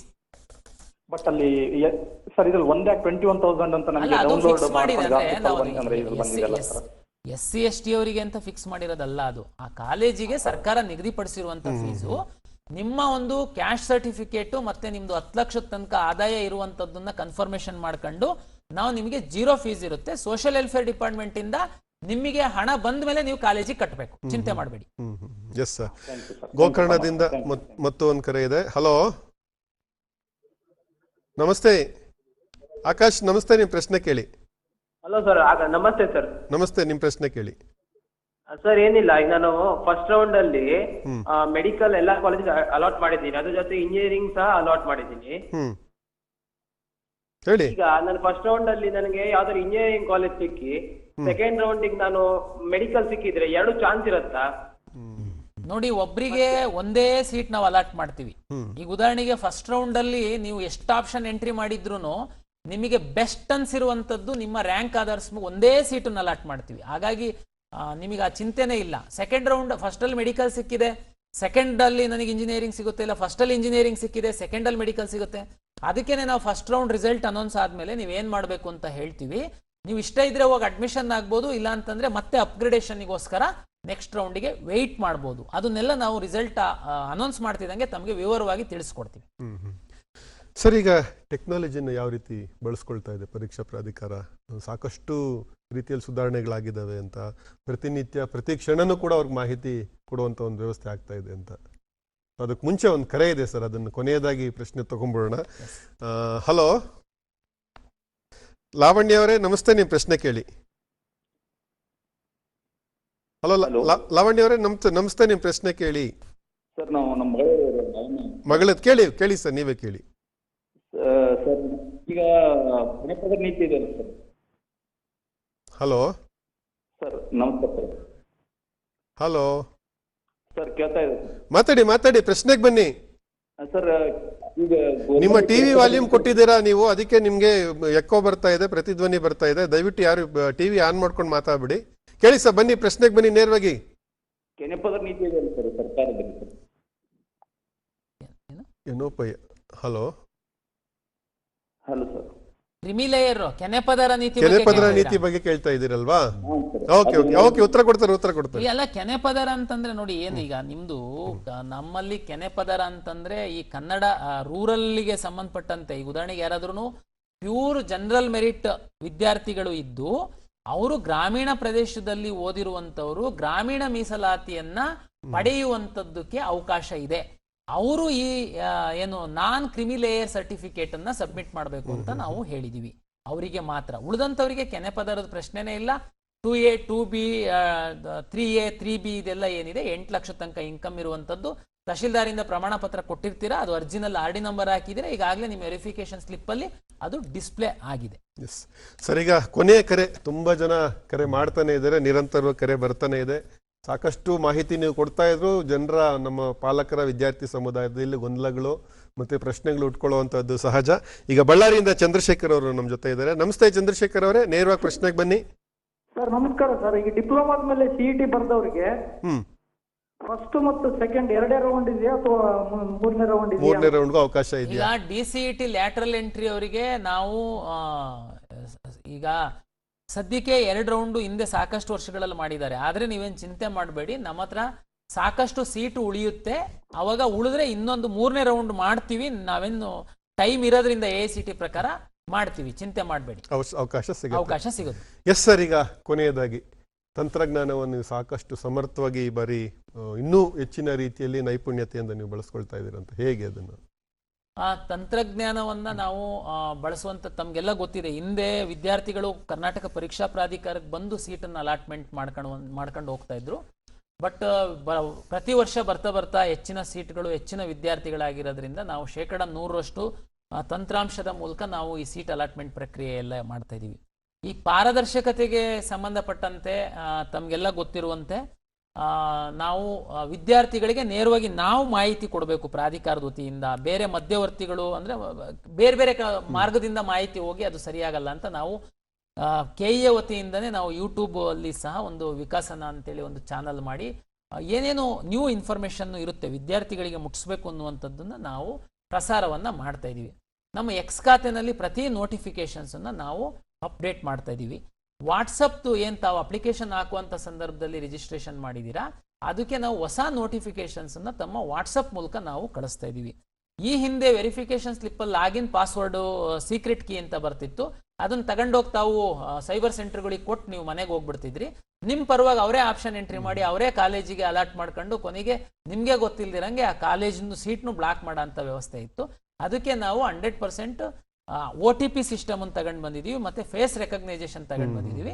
ಸದ್ಯಕ್ಕೆ face recognition first round application multiple login ಆಗೋದಕ್ಕೋಸ್ಕರ ನಾವು ಸ್ಟಾಪ್ ಮಾಡಿದ್ವಿ. ಬಟ್ ಅದು ನೆಕ್ಸ್ಟ್ ಹಂತದಲ್ಲಿ ಸಹ ಕಂಟಿನ್ಯೂ ಆಗುತ್ತೆ. ಹಾಗಾಗಿ ಯಾರು ಅರ್ಹ ವಿದ್ಯಾರ್ಥಿಗಳಿದ್ದಾರೆ, ಯಾರು ಮೆರಿಟೋರಿಯಸ್ ಸ್ಟೂಡೆಂಟ್ ಇದ್ದಾರೆ, ಯಾರಿಗೆ ಈ ಸರ್ಕಾರಿ ಸೀಟ್ಗಳು ಸಿಕ್ಕಬೇಕು ಅವರಿಗೆ ಸಿಗುವ ನಿಟ್ಟಿನಲ್ಲಿ ಪ್ರಾಧಿಕಾರದ ವತಿಯಿಂದ ಎಲ್ಲ ನಾವು ವ್ಯವಸ್ಥೆ ಮಾಡಿಕೊಂಡಿದ್ದೀವಿ. ಹಾಗಾಗಿ ತಾವು ದಯಮಾಡಿ ಪ್ರಾಧಿಕಾರದಿಂದ ಹೊರಡುವಂತಹ ನೋಟಿಫಿಕೇಶನ್ಗಳನ್ನ, ಮಾಹಿತಿಯನ್ನ, ಮತ್ತೆ ಈ ಮೀಡಿಯಾದವರು ನಮಗೆ ದಿನಪತ್ರಿಕೆಗಳಿರ್ಬೋದು, ಎಲೆಕ್ಟ್ರಾನಿಕ್ ಮೀಡಿಯಾದವರು ಹೈಯೆಸ್ಟ್ ಪ್ರಾಧಿಕಾರದ ಮಾಹಿತಿಯನ್ನ ಪ್ರಸಾರ ಮಾಡ್ತಾರೆ. ದಯಮಾಡಿ ಅದನ್ನ ಓದಿ ನಮ್ಮ KEA ಏನು ನಿರ್ದೇಶನ ಕೊಡುತ್ತೆ ಅದರಂತೆ ತಾವೇನಾದ್ರೂ ಫಾಲೋ ಮಾಡ್ತು ಅಂತಂದ್ರೆ ತಮಗೆ ಅರ್ಹತೆಗೆ ತಕ್ಕಂತೆ ಸೀಟು ಸಿಗುವಂತದ್ದಕ್ಕೆ ಅವಕಾಶಗಳಿದೆ. ಪ್ರತಿ ಹಂತದಲ್ಲೂ ಅಪ್ಗ್ರೇಡ್ ಆಗ್ತಾ ಇರುತ್ತೆ, ಅಪ್ಡೇಟ್ ಆಗ್ತಾ ಇರುತ್ತೆ. ನೀವು ಅಪ್ಡೇಟ್ ಆಗಿ, ನೀವು ಅಪ್ಗ್ರೇಡ್ ಆಗಿ ಈ ಒಂದು ಸೀಟು ಹಂಚಿಕೆ ಪ್ರಕ್ರಿಯೆನ ಅತ್ಯಂತ ಸುಗಮವಾಗಿಗೊಳಿಸೋದಕ್ಕೆ ಎಲ್ಲ ರೀತಿಯಾದ ವ್ಯವಸ್ಥೆಯನ್ನು ಮಾಡಲಾಗಿದೆ. ಅದಕ್ಕೆ ತಕ್ಕ ಹಾಗೆ ನೀವು ಕೂಡ ಪಡೆದುಕೊಂಡು ಉತ್ತಮ ಒಂದು ಪ್ರಜೆಗಳನ್ನು, ಉತ್ತಮ ಒಂದು ವೃತ್ತಿಯಲ್ಲಿ ನಮ್ಮ ದೇಶಕ್ಕೆ, ನಮ್ಮ ರಾಜ್ಯಕ್ಕೆ, ನಮ್ಮ ಸಮಾಜಕ್ಕೆ ಕೊಡುಗೆ ನೀಡಲಿ ಅಂತ ನಾವು ಕೂಡ ಆಶಿಸ್ತಾ, ಇಷ್ಟೊಂದು ಬಹಳ ಅಮೂಲ್ಯವಾದ ಮಾಹಿತಿಯನ್ನು ನಮ್ಮ ಸಮಸ್ತ ವೀಕ್ಷಕ ಸಮುದಾಯಕ್ಕೆ ನೀಡಿದ್ದಕ್ಕಾಗಿ ನಿಮಗೆ ನಮ್ಮ ಚಂದನ ವಾಹಿನಿ ಮತ್ತು ನಮ್ಮ ವೀಕ್ಷಕರ ಪರವಾಗಿ ನಿಮ್ಮೆಲ್ಲರಿಗೂ ಅನಂತ ಧನ್ಯವಾದಗಳು. ನಮಸ್ಕಾರ ವೀಕ್ಷಕರೇ, ಇದು ಒಂದು ಸೀಟು ಹಂಚಿಕೆ ಪ್ರಕ್ರಿಯೆ ಬಗ್ಗೆ ಉನ್ನತ ಅಧಿಕಾರಿಗಳು ನೀಡಿದಂತಹ ಮಹತ್ವದ ಮತ್ತು ನಿಖರವಾದ ಮತ್ತು ಅತ್ಯಂತ ವಿಶ್ವಾಸಾರ್ಹವಾದ ಮಾಹಿತಿ. ಈ ಮಾಹಿತಿಯನ್ನು ನೀವು ಬಳಸ್ಕೊಂಡು ಒಂದು ಸೀಟು ಹಂಚಿಕೆ ಪ್ರಕ್ರಿಯೆಯನ್ನು ಸುಗಮಗೊಳಿಸಬೇಕು ಮತ್ತು ಇದರಲ್ಲಿ ಕೂಡ ಯಶಸ್ಸು ಸಾಧಿಸಲಿ ಅಂತ ನಾವು ಕೂಡ ಹಾರೈಸ್ತಾ ಇದ್ದೀವಿ. ಧನ್ಯವಾದಗಳು.